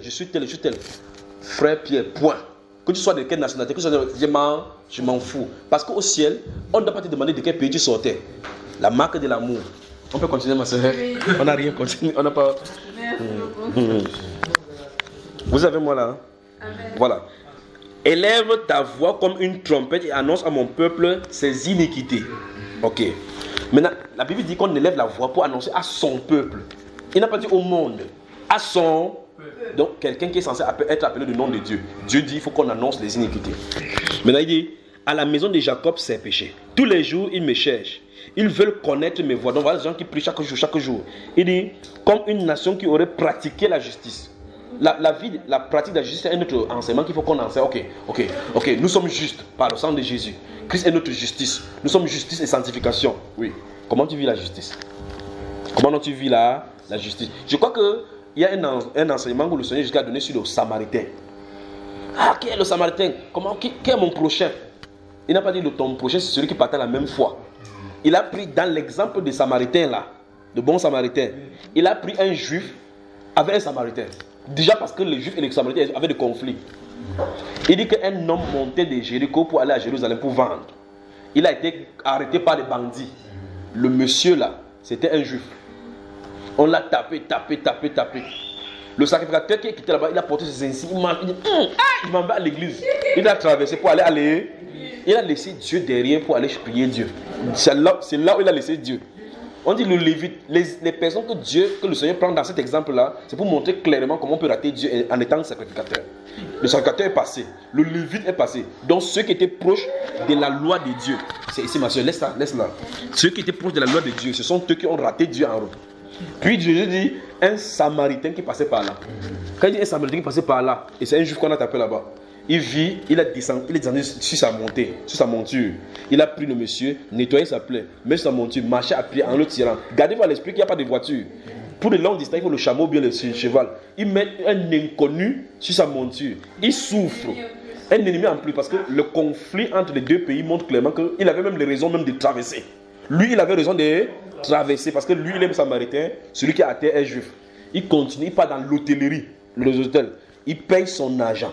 Il dit logez-le, nettoyez sa plaie. Si n'importe quoi, mettez à mon compte. Je m'en vais, je reviens, viens payer. Jésus-Christ pose la question, qui a été le prochain de l'autre? Ça, c'est un défi. Mais attends, suivons maintenant le sacrificateur. Non, laissons cet aspect-ci. Suivons le sacrificateur là où il part. Suivons, on le suit. Suivons-le, il part dans son église. Il va prendre le micro, pas vrai? Alléluia, Dieu est bon. Pas vrai? Dieu est bon. Le peuple de Dieu dit Amen, Amen. Dieu est bon pour nous, pour Israël. Dieu est. Il va citer les versets bibliques, mais il a laissé Dieu en route. Le Lévite va passer. On suivait le Lévite. Le Lévite passait aussi dans son église. Oh Seigneur, tu es bon, tu m'as protégé, tu as arrivé ici. Mais il a laissé Dieu en route. Le Samaritain, lui, il allait à l'église. Il allait prier. Il a pratiqué la justice vis-à-vis de son prochain. Tu as vu cela? Il a pratiqué la justice, la miséricorde vis-à-vis de son prochain. Et Jésus prend cela pour dire que ton prochain peut être quelqu'un qui ne partage pas la même foi que toi. Donc, quand quelqu'un est dans les difficultés, le Samaritain n'a pas dit aux Juifs que voilà les Juifs, mais voici, j'étais sauvé. S'il y a un peu de conflit aujourd'hui, tu vois maintenant là où j'en ai, il n'a pas posé la question, tu es Juif, il a fait ce qu'il avait à faire. Le problème c'est que celui-ci a été maltraité, donc il faut que son problème soit résolu. Point. S'il quitte l'hôtel en venant la prochaine fois que le monsieur a été résolu et qu'il est parti, il paye seulement la dette, il ne veut pas savoir quel est le nom de la personne, quel est son attribut, il a fait ce qu'il avait à faire. Donc quand on pratique l'amour, l'amour ne doit pas être coloré. Notre amour ne doit pas être coloré, extampillé, j'ai fait ça pour les Camerounais, j'ai fait ça pour telle personne. Ça ne doit pas être là, l'amour n'a pas de couleur. C'est pour ça que l'amour c'est l'amour. Chaque cœur a besoin de l'amour. L'amour n'a pas de couleur, mais l'amour ressent l'amour. D'accord ma soeur? Continuons. Donc le Seigneur par cet enseignement de la parabole de Samaritain montre clairement que quand quelqu'un est notre semblable, on ne doit pas le dépasser sans faire ce qu'on avait à faire. On continue là, non? Voilà, verset suivant. Verset 3 dit: que nous sert de gêner si tu ne le vois pas, de mortifier notre âme si tu n'y as point égard. Puis Dieu dit: voici le jour de votre jeûne, vous vous livrez à vos penchants. Suivez ici. Vous vous livrez à vos penchants et vous traitez durement tous vos mercenaires. Voici vous jeûnez pour disputer et vous querellez, pour frapper méchamment du poing. Vous ne jeûnez pas comme le veut ce jour, pour que votre voix soit entendue en haut. Il dit le jour de jeûne, normal, la voix est entendue en haut. Et les choses qu'il va vous dire, vous deux là, vous ne savez pas. Vous vous dites, il garde ça pour moi, c'est quand il veut partir qu'il veut relâcher ça dans cette maison, ça va de partir. Vous allez voir Dieu là à l'œuvre là. Est-ce là le jeûne auquel je prends plaisir, Dieu dit que c'est le jeûne, il a le jeûne auquel il prend plaisir. Un jour où l'homme humilie son âme, donc l'âme qui doit être humiliée. Courber la tête comme un jonc et se coucher sur le sang et la cendre, est-ce là ce que tu appelleras un jeûne, un jour agréable à l'Éternel? Donc le jour de jeûne normalement, si c'est fait comme Dieu veut, c'est un jour agréable à Dieu. Donc Dieu aime quand on s'humilie son âme, mais à condition que ça respecte certaines clauses. Puis il dit, voici le jeûne auquel je prends plaisir. Détache les chaînes de la méchanceté. Dénoue les liens de la servitude. Renvoie libre des opprimés. Ce n'est pas encore ça, on ne va pas toucher. C'est parce qu'on est en train d'aller à ce qui nous concerne ici. Et que l'on rompe toute espèce de joug. Partage, ça commence au verset 7.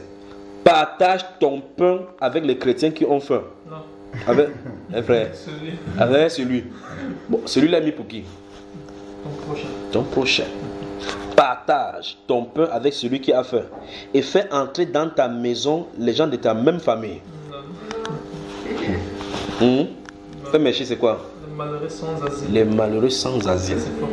Tu as vu cela? Si tu vois un homme nu, chasse-le. Si tu vois un homme nu, chasse-le et ne le permets pas d'entrer chez toi. Non. C'est pas ce qui est écrit? Hein, frère? Il dit quoi? Il dit, si tu vois un homme nu, couvre-le et ne te détourne pas des gens qui sont dans la même assemblée que toi. C'est ce qu'il a dit? Non. Il a dit quoi, frère? De ton semblable. De ton semblable. Qui est mon semblable?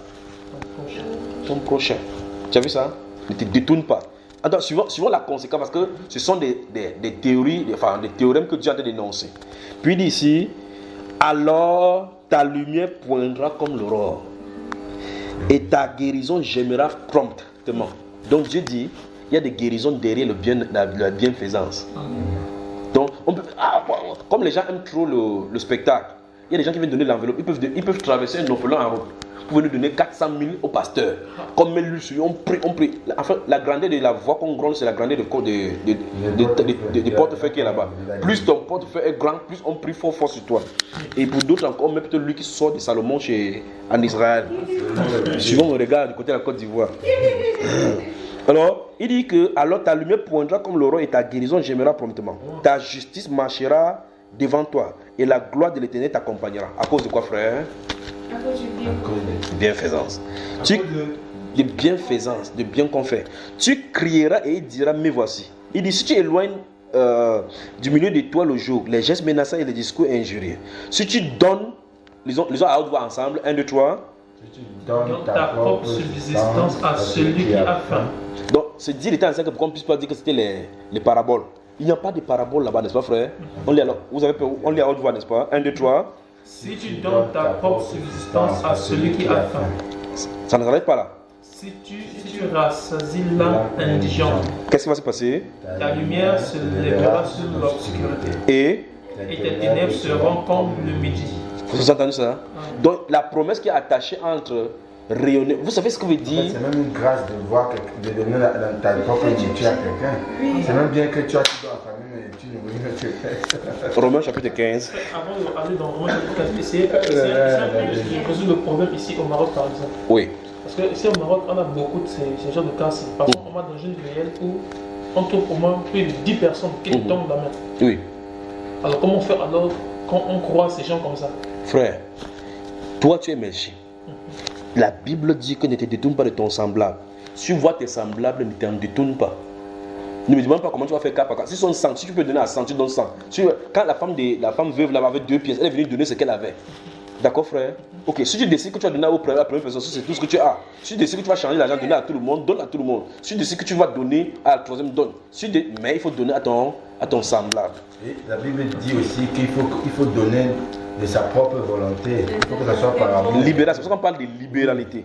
Je vais encore vous montrer que je suis dans Romain. Est-ce que tu veux vraiment donner? Attends, je vais vous montrer les dons ministériels que les gens n'aiment pas. Attends, allons dans Romain. Tu demandes à quelqu'un quel est ton don, quel est ton ministère? Ouh, je suis apôtre.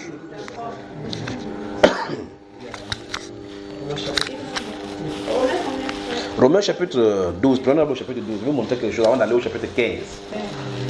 Donc on va d'abord dans Romains chapitre 12, puis on va dans Romains chapitre 15. Je vais vous montrer des choses, d'accord? Bonsoir au Maroc. Bonsoir. On y va? Maintenant, nous sommes au chapitre 12 d'abord. On y va, regardez. Regardez le verset 8, je vais lire. Non, prenons à partir du verset 6 même d'abord, ou le 6 ici. Puisque nous avons des dons différents, vous êtes avec moi, selon la grâce qui nous a été accordée, chapitre 12, verset 6. Puisque nous avons des dons différents, selon la grâce qui nous a été accordée, que celui qui a le don de prophétie l'exerce selon l'analogie de la foi. Si tu peux, il y a des gens qui ont le don de prophétie, suivons. Que celui qui est appelé au ministère s'attache à son ministère. Que celui qui enseigne s'attache à son et que celui qui exhorte à l'aigle.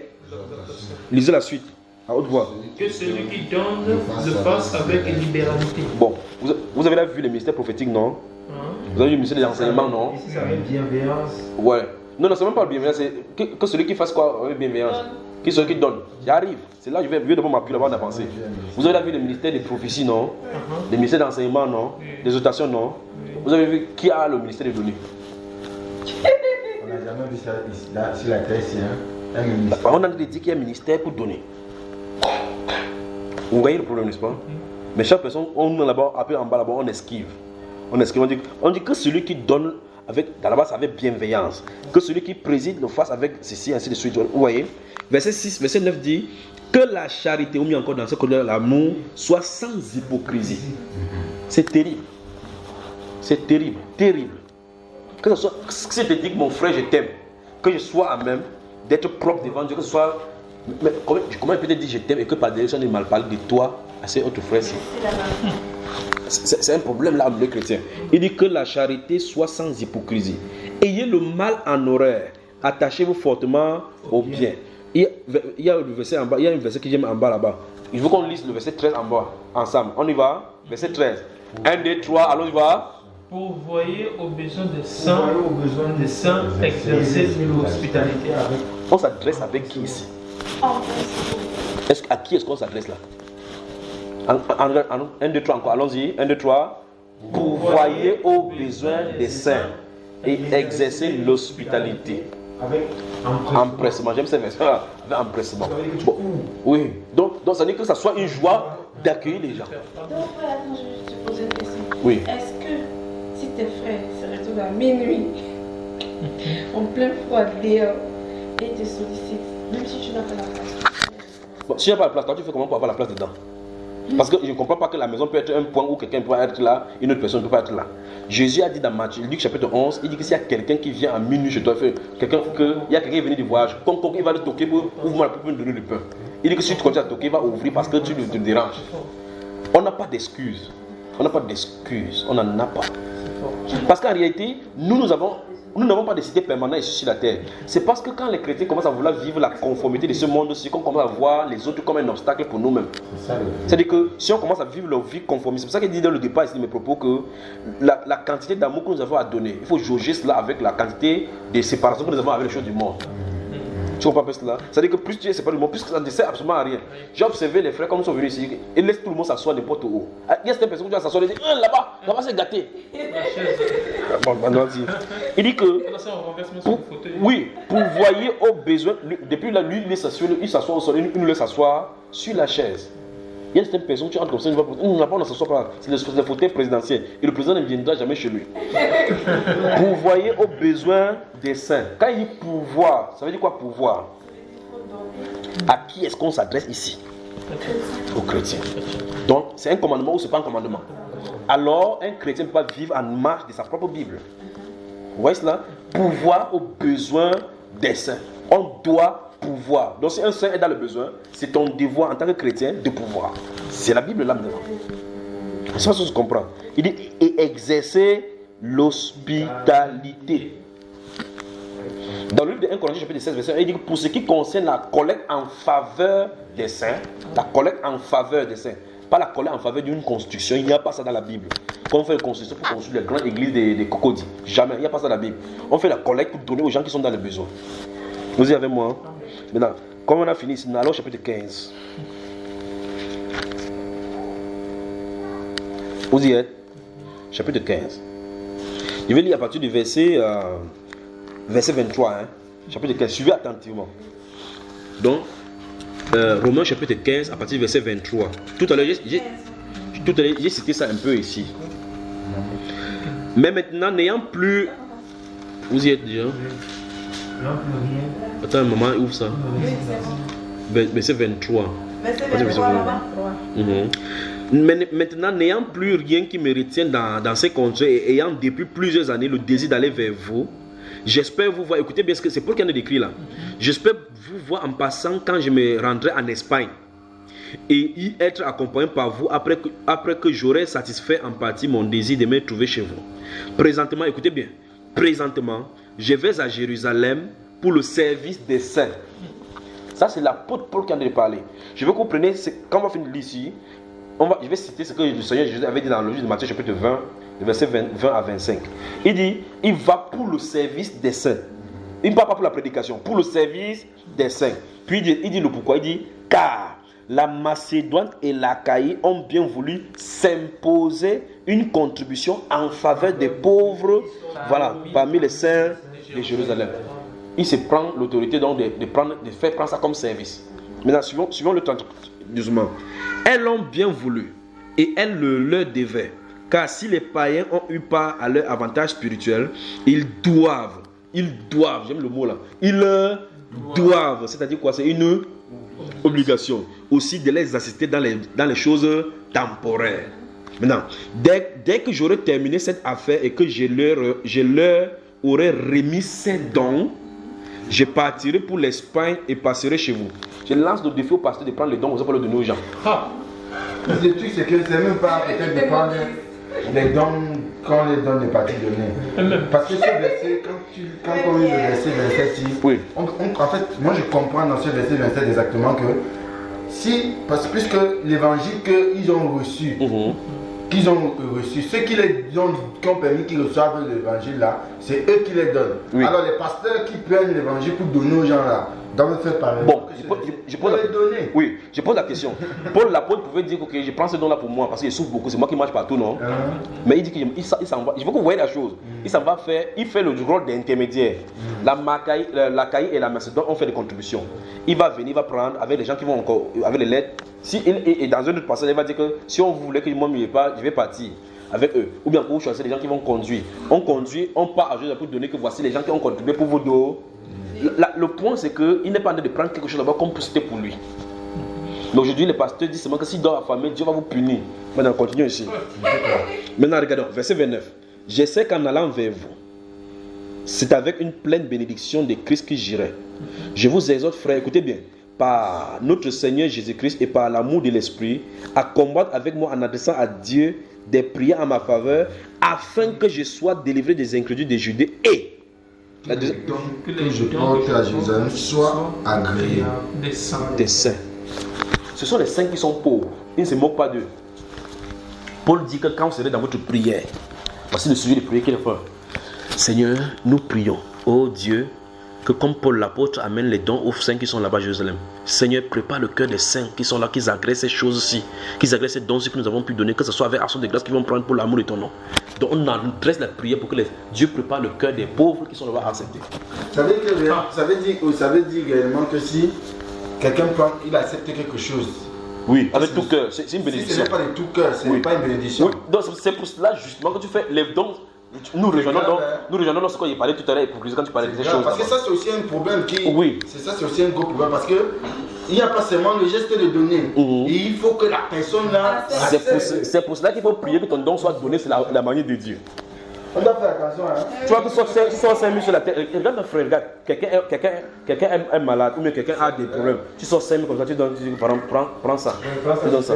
La personne peut prendre parce qu'il dit qu'on ne refuse pas l'argent. Mais cet argent qu'il a pris là, il va aller faire son problème avec. Mais toi, tu as derrière pour l'avec Dieu. Oui, mais aussi parfois tu peux donner le cœur de lui. Il ne prend pas ça comme ça bien. Non, mais quand c'est un inconnu, il n'y a pas de problème. Mais les saints, ça ce sont les saints. Les saints, c'est différent. Oui. Parce que tu vas trouver quelqu'un dans le monde, tu lui donnes tes trucs. Quand il te voit avec la voiture, tu vois un jeune comme ça, comme toi avec la voiture. Lui, il a peut-être 25, il a peut-être 45 ans. Il se pose la question comment toi tu es jeune. Tu as la voiture, lui, il n'a pas. Ça, tu comprends. Il te pose la question quand tu lui donnes comme ça, il dit que c'est un excuse qu'il veut me donner, mais il veut quand même prendre. Tu ne peux pas empêcher le monde de penser comme ça. Mais les saints ont une autre mentalité. La Bible déclare que l'amour ne soupçonne point le mal. Je ne peux pas soupçonner ça dans mon frère. C'est normal que si je suis dans le besoin, que le frère me donne quelque chose, j'accepte. Et quand il me donne quelque chose, j'accepte. S'il connaît la Bible, il sait qu'il a besoin de bénédictions. Attention, il y a des comptes en banque. Si tu veux prendre l'argent, où est-ce qu'on part? C'est la banque, non? Donc, si je suis pauvre, souvenez-vous, je suis la banque. Il y a des bénédictions ici. Si je suis pauvre, alors il y a des bénédictions ici. Alors, celui qui veut venir pour prendre ces bénédictions, il vient, tu donnes. Quand il te dit merci, qu'est-ce que Jésus a dit? Je vais vous donner maintenant des exemples. La Bible déclare quand Jésus était entré quelque part, on lui a donné des fêtes. Il a commencé là-bas, en mangeant dans la fête là, il a commencé à donner les paraboles. Il dit que lorsque tu fais la fête, n'invite pas ceux qui sont grands comme toi, de peur qu'ils ne t'invitent aussi. Il dit quand tu fais la fête, invite les estropiés, les pauvres, les manchots, comme ça ils ne pourront pas t'inviter. Qu'est-ce qu'ils vont faire en retour? Puisqu'ils ne peuvent pas t'inviter, ils vont se mettre bénis. Ils vont dire Seigneur, oh, Seigneur, donne encore à ce monsieur pour qu'il invite encore des fêtes. Parce qu'il a intérêt qu'il y ait des fêtes pour que lui ne pas là-bas. Et par conséquent, la prière des malheureux et des autres là-bas, ça te couvre. Mettons le doigt là-bas. Finissons ici, puis on va quelque part dans Psaume 41. Que Dieu vous bénisse, le Maroc. Si les chrétiens vivaient l'amour, mais le Saint-Esprit a promis qu'il viendra et on vivra comme ça. On y va. Donc vous voyez, c'est le point si je voulais qu'on voie. Donc Paul dit qu'il faut qu'on adresse des prières pour Dieu. Parce que quand il passait chaque fois dans la Judée c'était la zone la plus têtue de l'évangile. Dans 1 Thessaloniciens, il va dire que dans 2 Thessaloniciens, il va dire que la colère finit par les atteindre. Mais au sujet de ceux qui sont en Judée qui ne croient pas au Seigneur, il dit prier pour que la porte de l'évangile soit donnée. Mais le plus grand, c'est que comme il est en train d'aller, il prie. Il dit qu'on prie pour lui, pour qu'on adresse des faveurs, pour que les dons qu'il apporte soient agréés des saints. Ça me réjouit le cœur, tu me fasses. Mon cœur est. C'est-à-dire, tu veux donner quelque chose à quelqu'un, tu dis Seigneur, j'ai prié au Dieu de gloire qu'il accepte, qu'il l'agrée. C'est terrible. Dans le monde, ça n'a pas de sens. Quelqu'un va dire que c'est renversé. La Bible déclare que celui qui arrose sera arrosé. Tel qui donne libéralement devient plus riche. On va dire ça au monde là-bas, on dit ah bon, hein. Donc ça veut dire que c'est 10 millions. Je te fais donner ça sa part. Il regarde là-bas, il y a 10 millions. Dans le monde, il regarde, il n'y a pas 10 millions. Le problème, c'est qu'il ne sait pas que à 10 millions qu'il a conservé là-bas, il peut avoir le problème de dialyse demain. Il faut la dialyse, les 10 millions ne suffisent pas. La personne qui produit pour résoudre les 10 millions là, des dialyses sort plus de 10 millions quelque part. Tu vois, il voit ici, il limite là-bas. Tel qui donne libéralement devient plus riche. Il n'a pas dit devient plus riche instantanément. Il a dit devient plus riche. Comment? C'est lui ce qui sait. Donc tu peux donner à Dieu comme n'entend pas le pasteur congolais qui dit que Dieu donne en euros, Dieu te bénit en euros. C'est du foutaise. Il n'y a pas de verset dans la Bible. Dieu donne en dollars, Dieu te donne en dollars. Tu as vu ça dans la Bible ici? Psaume 41. Psaume 41. On voit seulement les bénédictions matérielles. Oui, matériel.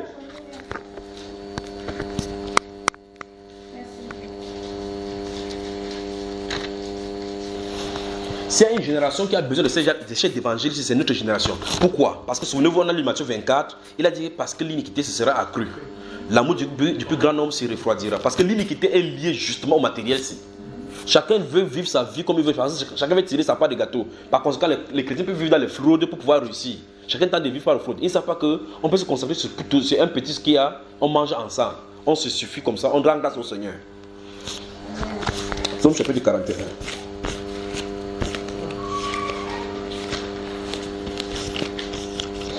Vous y êtes avec moi? 41. 4-1. Allez, mon frère, tu y es aussi là?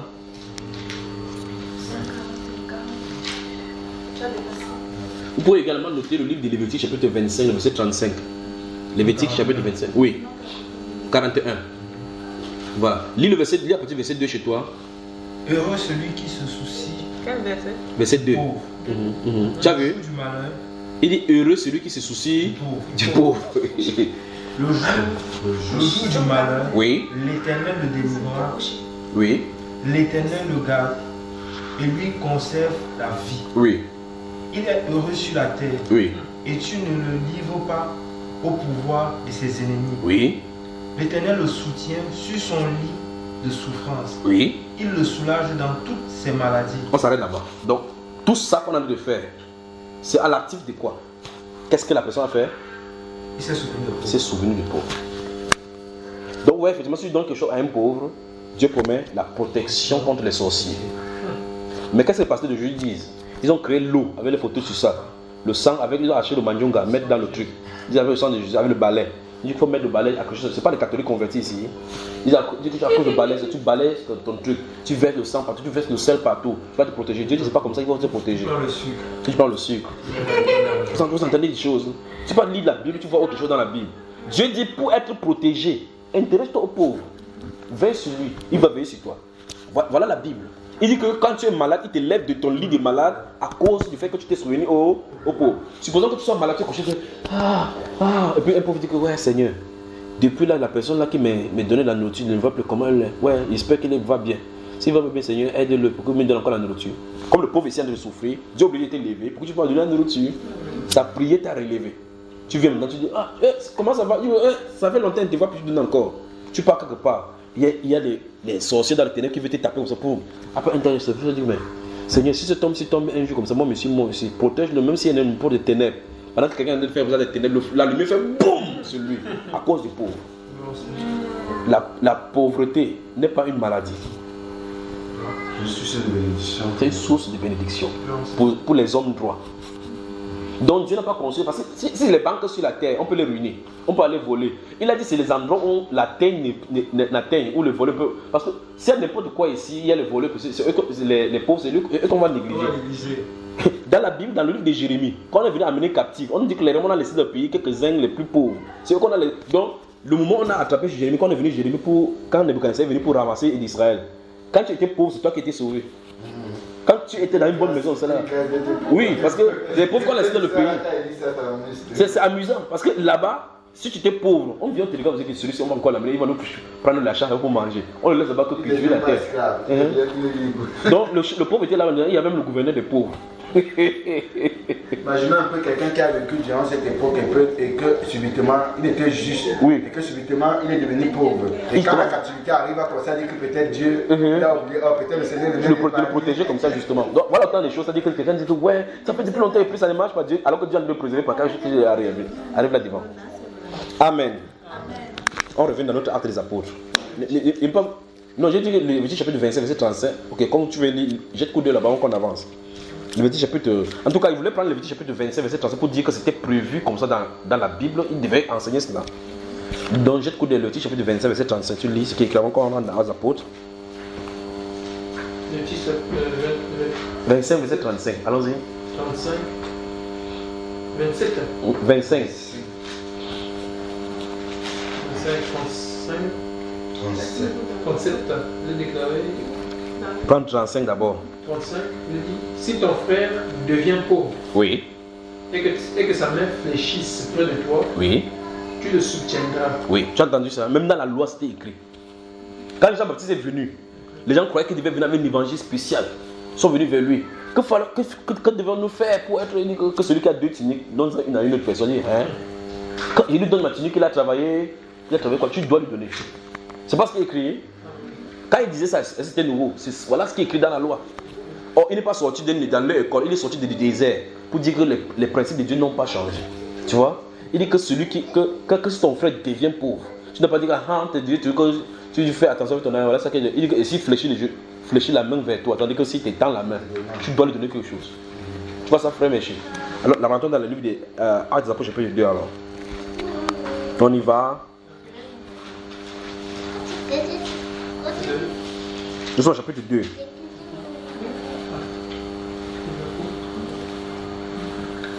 Dans le verset 44 et 45 encore de Actes des Apôtres, c'est un autre évangile qu'on allait vivre en ce temps-ci. C'est un autre évangile. Donc on devait prêcher l'évangile dans la lettre en vivant dans un autre esprit. Parce que l'esprit de l'évangile, c'est l'esprit de l'amour.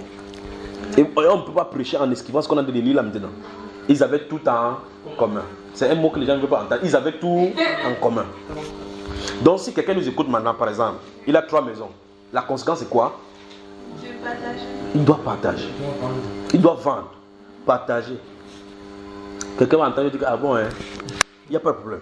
Verset 44 encore. Tous ceux qui croyaient étaient dans le même lieu. Maintenant, je pose la question que je me pose aux gens ici, c'est comment les croyants, de façon unanime, sans que quelqu'un les dise je vais vous montrer. Pourquoi les gens étaient poussés à faire la même chose au même moment? C'est-à-dire que les personnes ne résistaient à cela. Vous voyez que c'était l'esprit de l'amour qui les animait. Chacun voulait que...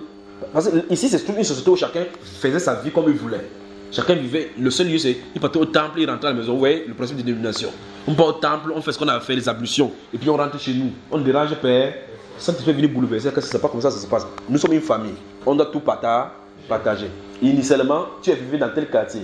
Maintenant, tu avais 3 maisons, vous commencez à vous réunir ici. Vous voyez que si vous ne saluez pas, maintenant vous saluez. Vous êtes obligé de vous saluer. Parce que dans la famille, il ne doit pas avoir de problème. Maintenant, ici, les personnes commencent, sans qu'il y ait un commandement que vendez tout pour venir. Qui les venait? D'où est-ce que ça venait? Vous voyez, poussé par le Saint-Esprit. Donc le véritable amour est poussé par le Saint-Esprit. Il y a des gens qui aimeraient vendre même leur voiture, même leur immeuble comme ça, venir donner devant le pasteur, devant tout le monde, pour qu'on prie pour lui, pour dire non, c'est elle qui soutient l'église. Mais en faisant cela, dans le royaume de Dieu, c'est zéro. Pourtant, cette même chose, cette même geste faisait comme ça là, on vient déposer pour qu'on partage aux chrétiens qui sont dans le besoin. Elle aurait une très grande récompense de l'autre côté. Donc on peut vouloir s'aimer, on s'aime mal. Mais la plus grande de ces choses, c'est parce que c'est les pasteurs qui ont faussé la route. Parce que les pasteurs ne veulent pas prêcher ça, parce qu'ils font tout et tout pour qu'on ferme tous les autres voies, pour que ça soit focalisé sur eux. Alors qu'on doit montrer aux chrétiens comment vivre l'amour les uns les autres. C'est comme ça qu'on doit faire. Chapitre 2, verset 44 encore. Tous ceux qui croyaient étaient dans le même lieu et ils avaient tout en commun. Ils vendaient leurs propriétés et leurs biens et ils en partageaient le produit entre tous, selon les besoins de chacun. Selon les besoins de chacun. Si on vend 10 millions, tu as besoin de 200 000, j'ai besoin de 10 millions, on me donne 10 000, on te donne 200 000, on donne 5 millions. On ne dit pas que non, pourquoi tu donnes 5 000? Tu vois? Et allons au chapitre 6, on va voir quand ça a commencé. Chapitre 6. Chapitre 6 dit, en ce temps-là, le nombre, chapitre 6 des Actes des Apôtres, en ce temps-là, le nombre des disciples augmentant, les hellénistes murmuraient contre les Hébreux, parce que leurs veuves étaient négligées dans la distribution qui se faisait quoi? Chaque jour. Donc chaque jour, frère, il y avait des distributions. On vivait au jour le jour. Puis il dit, les 12 convoquaient la multitude des disciples et dit, c'est quoi ma soeur? Encore là? Il dit, il n'est pas convenable que nous laissions la parole de Dieu pour servir aux tables. C'est pourquoi, frère, choisissez parmi vous 7 hommes, écoutez bien, de qui l'on rend un bon témoignage, qui soit plein d'esprit saint et de sagesse, et nous nous chargerons de cet emploi. Donc même pour partager même les choses dans la Bible, entre les saints, il fallait être rempli du Saint-Esprit. Donc ça veut dire que je prends les arracher pour te servir, frère Méchi, il faut que le Saint-Esprit soit sur moi. Non, tu vas dire que le gars est beaucoup plus grand. Et nous continuons à nous appliquer à la prière et au ministère de la parole. Vous voyez cela? Donc vous voyez que le partage qui se faisait, quand il y a un problème à l'intérieur, directement le Saint-Esprit a réglé. Au chapitre 5, le dernier verset dit, chapitre 5 en haut là, le verset qui commence, on va regarder bien. On y va.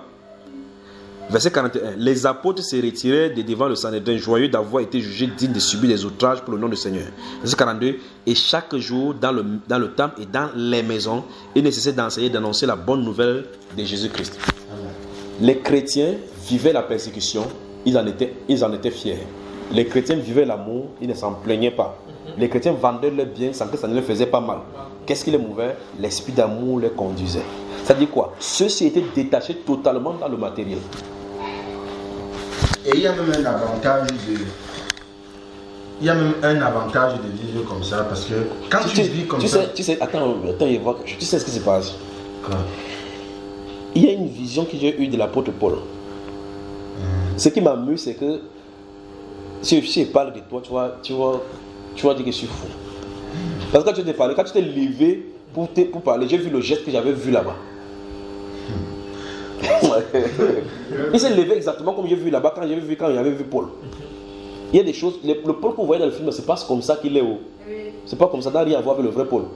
Tu connais Pierre, Simon Pierre. Même le Pierre que vous voyez, c'est pas comme ça là. Tu sais que tu ressembles à Pierre, toi. Jamais vu. Attends, il y a des choses de l'autre côté là-bas. On a de bonnes choses de l'autre côté. Allons-y, frère Pierre. Non, c'est pas un enseignement, c'est pas profondeur quoi, frère. On ne devrait parler.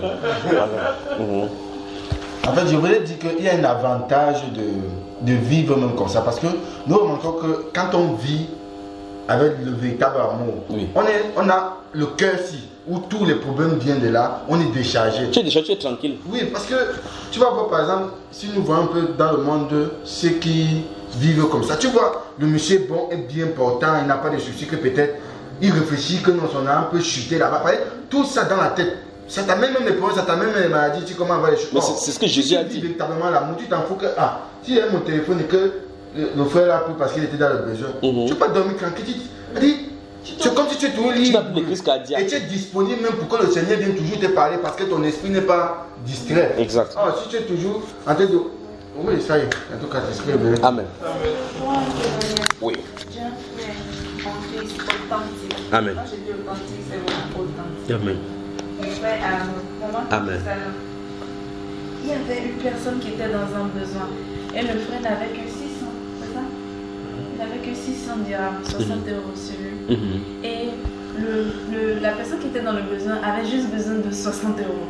Exactement le somme qu'il lui avait. Et donc il a appelé le matin très tôt, aux environs de 6 h du matin. Frère, j'ai un tel souci, pardon. Tu sais que tu peux m'aider.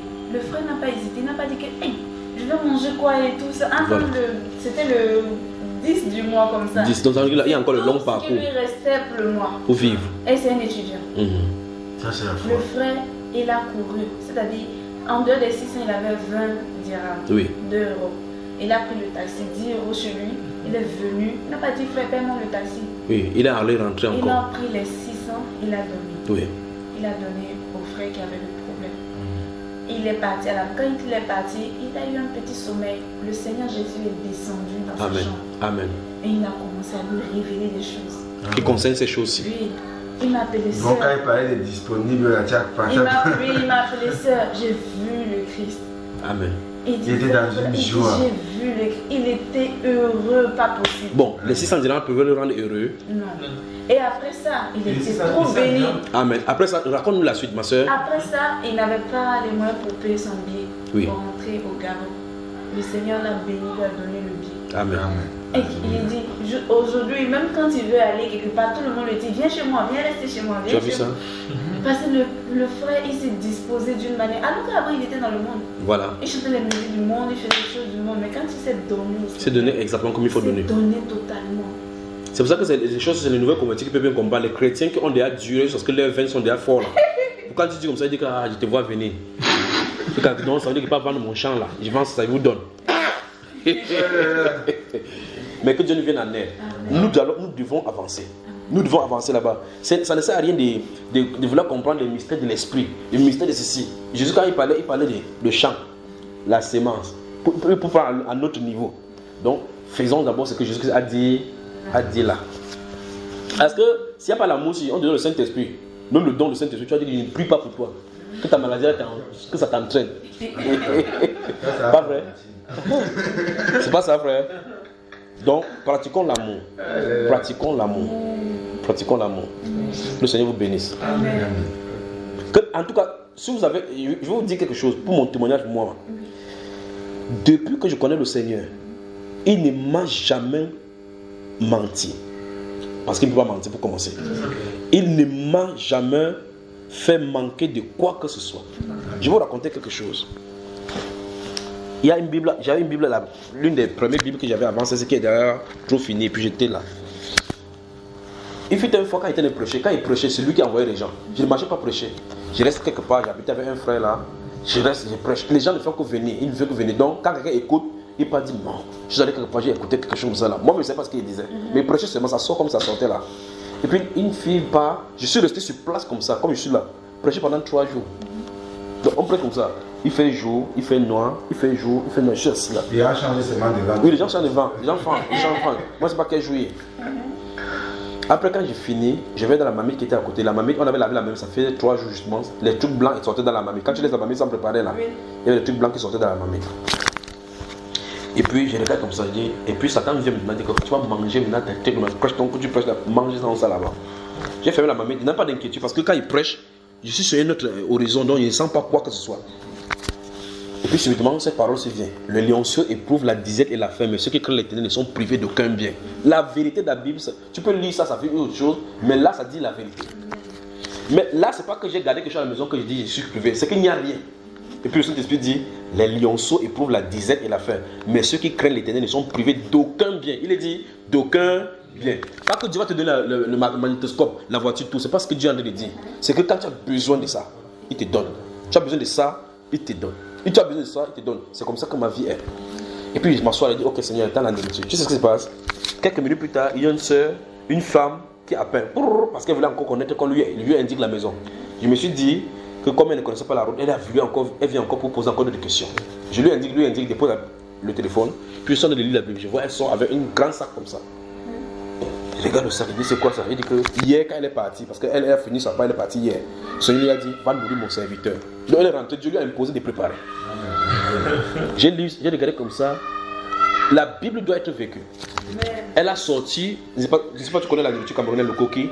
Tu connais le coquille? 3 grosses boules comme ça là. J'ai vu comme ça. La famille, moi j'ai pas mangé cette nourriture là. J'ai coupé la nourriture parce qu'il y avait des voisins là-bas, j'ai partagé, les gens ont partagé. Parce que quand j'ai vu ça, j'ai vu l'accomplissement de la parole de Dieu, j'étais rassasié.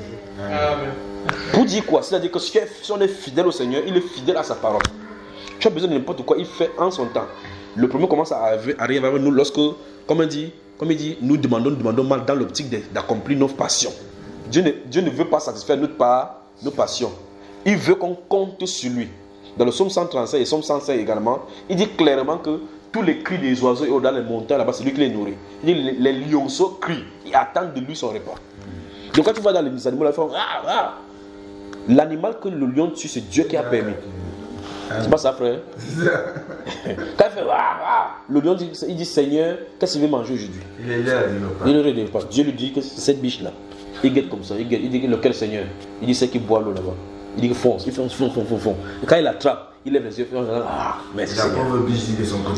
Il n'a pas prié avant de sortir. C'est tombé sur lui.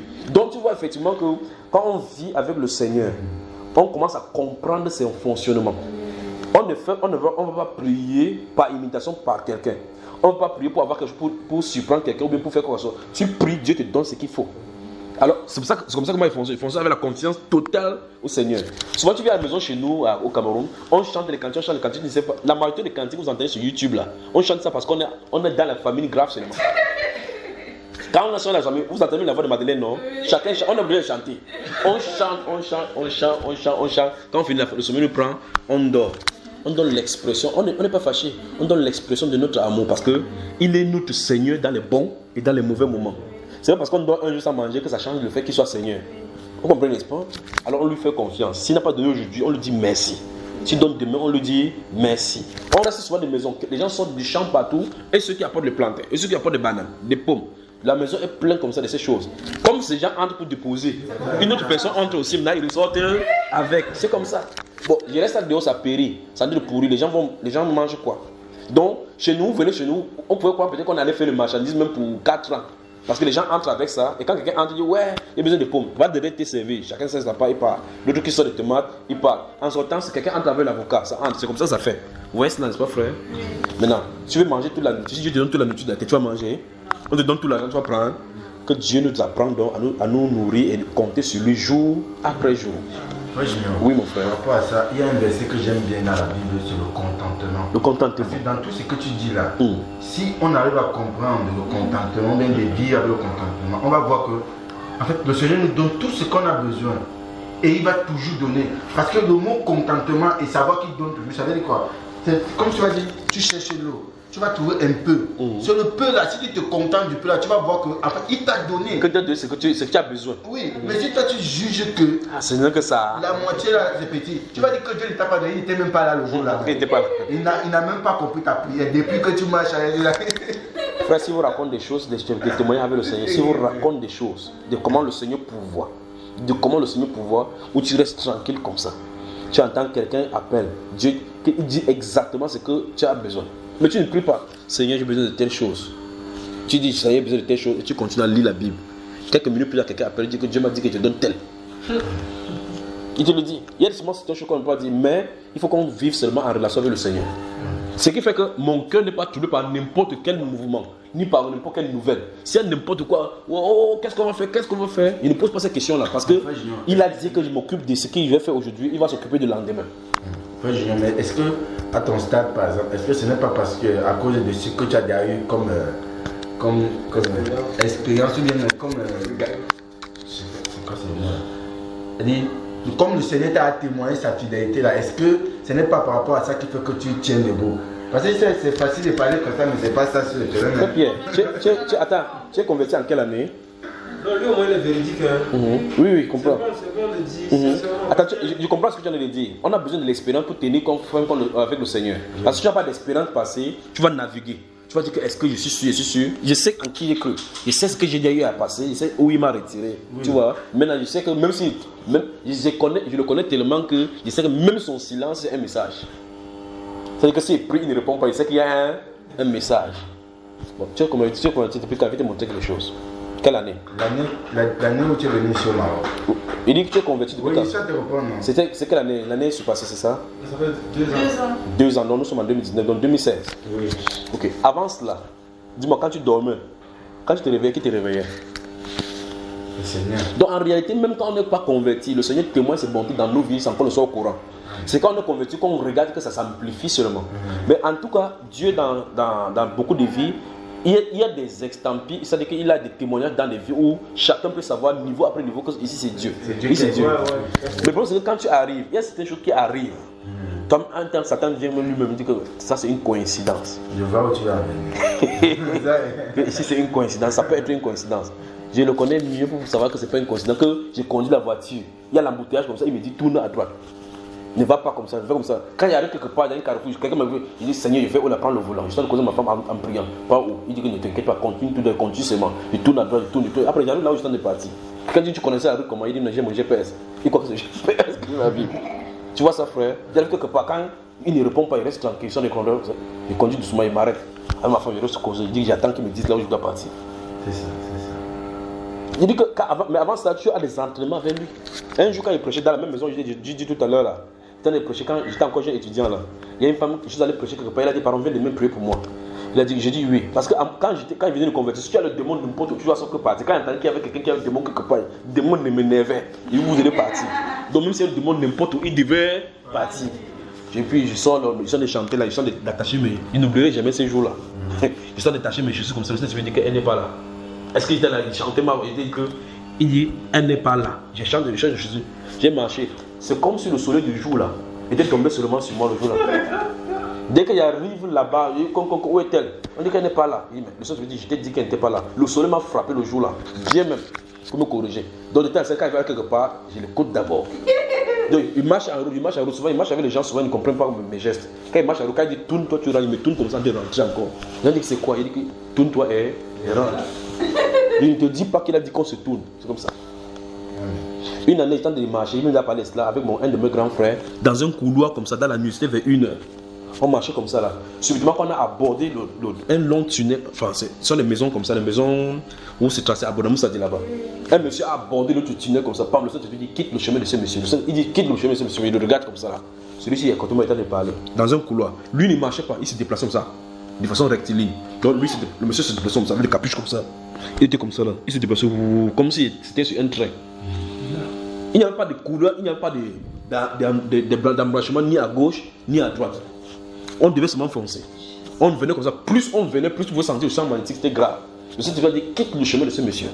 Donc quand on voyait, si on continuait tout droit, il venait vers moi. Quand on arrivait vers là-bas, quelques mètres, je me suis arrêté. Celui-là, comme il bavardait toujours, je suis allé vers lui. Il a fait comme ça là, il a décalé vers là-bas. Quand on est parti, quand on traversait là-bas, je n'ai pas regardé ce monsieur.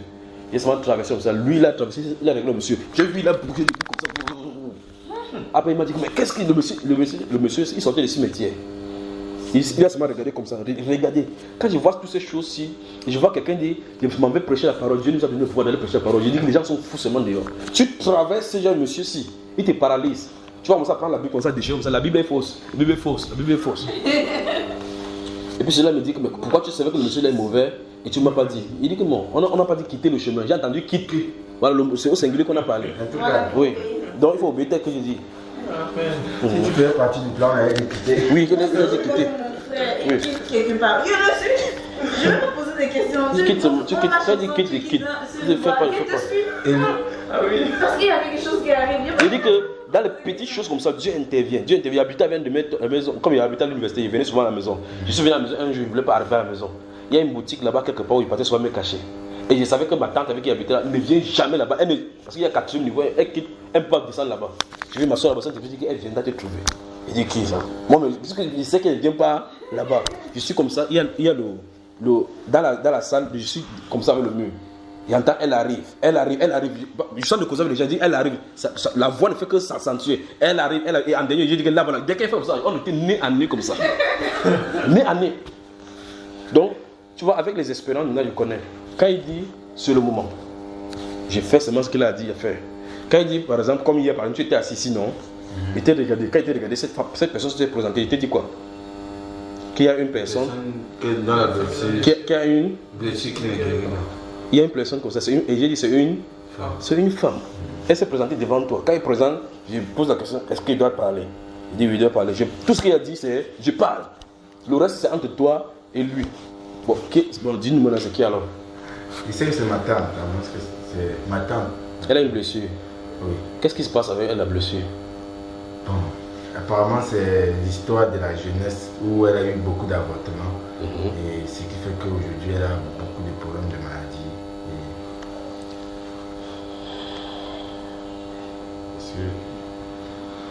Parce que généralement, quand le Seigneur me montre les cas de décès, c'est vrai que parfois ça n'arrive pas, mais parfois ça arrive. Et quand ça vient comme ça, j'essaie de voir dans la pandémie. Elle est où? Elle est à Yaoundé actuellement. Donc, tu vois, quand la personne vient devant toi, il se présente. La question c'est pourquoi le Seigneur amène cette personne-ci qui est en relation avec toi. Tu vois. Que le Seigneur soit glorifié. Pour vous, c'est à la fin, hein? C'est jusqu'à la fin. Avant, quand il veut dire comme ça, le lendemain, avant de partir, il part. Donc, en résumé, les chrétiens authentiques sont connus par l'amour, pas par le nombre de versets bibliques. Il y a des gens qui vont rester à la maison et essayer de réciter la Bible. Il y a d'autres personnes qui partent faire des entraînements pour prêcher sans la Bible, comme moi. Ils croient peut-être que je suis entraîné pour prêcher sans la Bible. Ils oublient que c'est ici à l'intérieur. Je l'ai avalé, c'est surtout ici. Donc, si on déchire la Jessie, tu vois, donc les gens commencent à rester, ils croient que c'est la récitation de la Bible. C'est pas cela. Au-delà de cela, il faut vivre ce qui est écrit ici.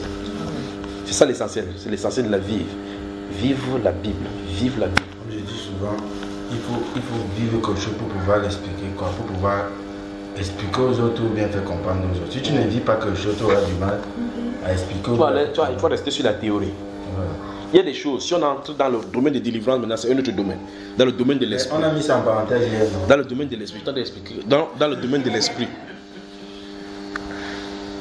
Tu ne peux pas commencer à vouloir expliquer la lune à quelqu'un qui est aveugle. Il y a des choses, il y a des principes spirituels que lorsque tu as vécu, tu peux maintenant donner les choses aux gens. Tu vois un peu cela, frère? Que le Seigneur vous bénisse. Amen. Amen. Amen.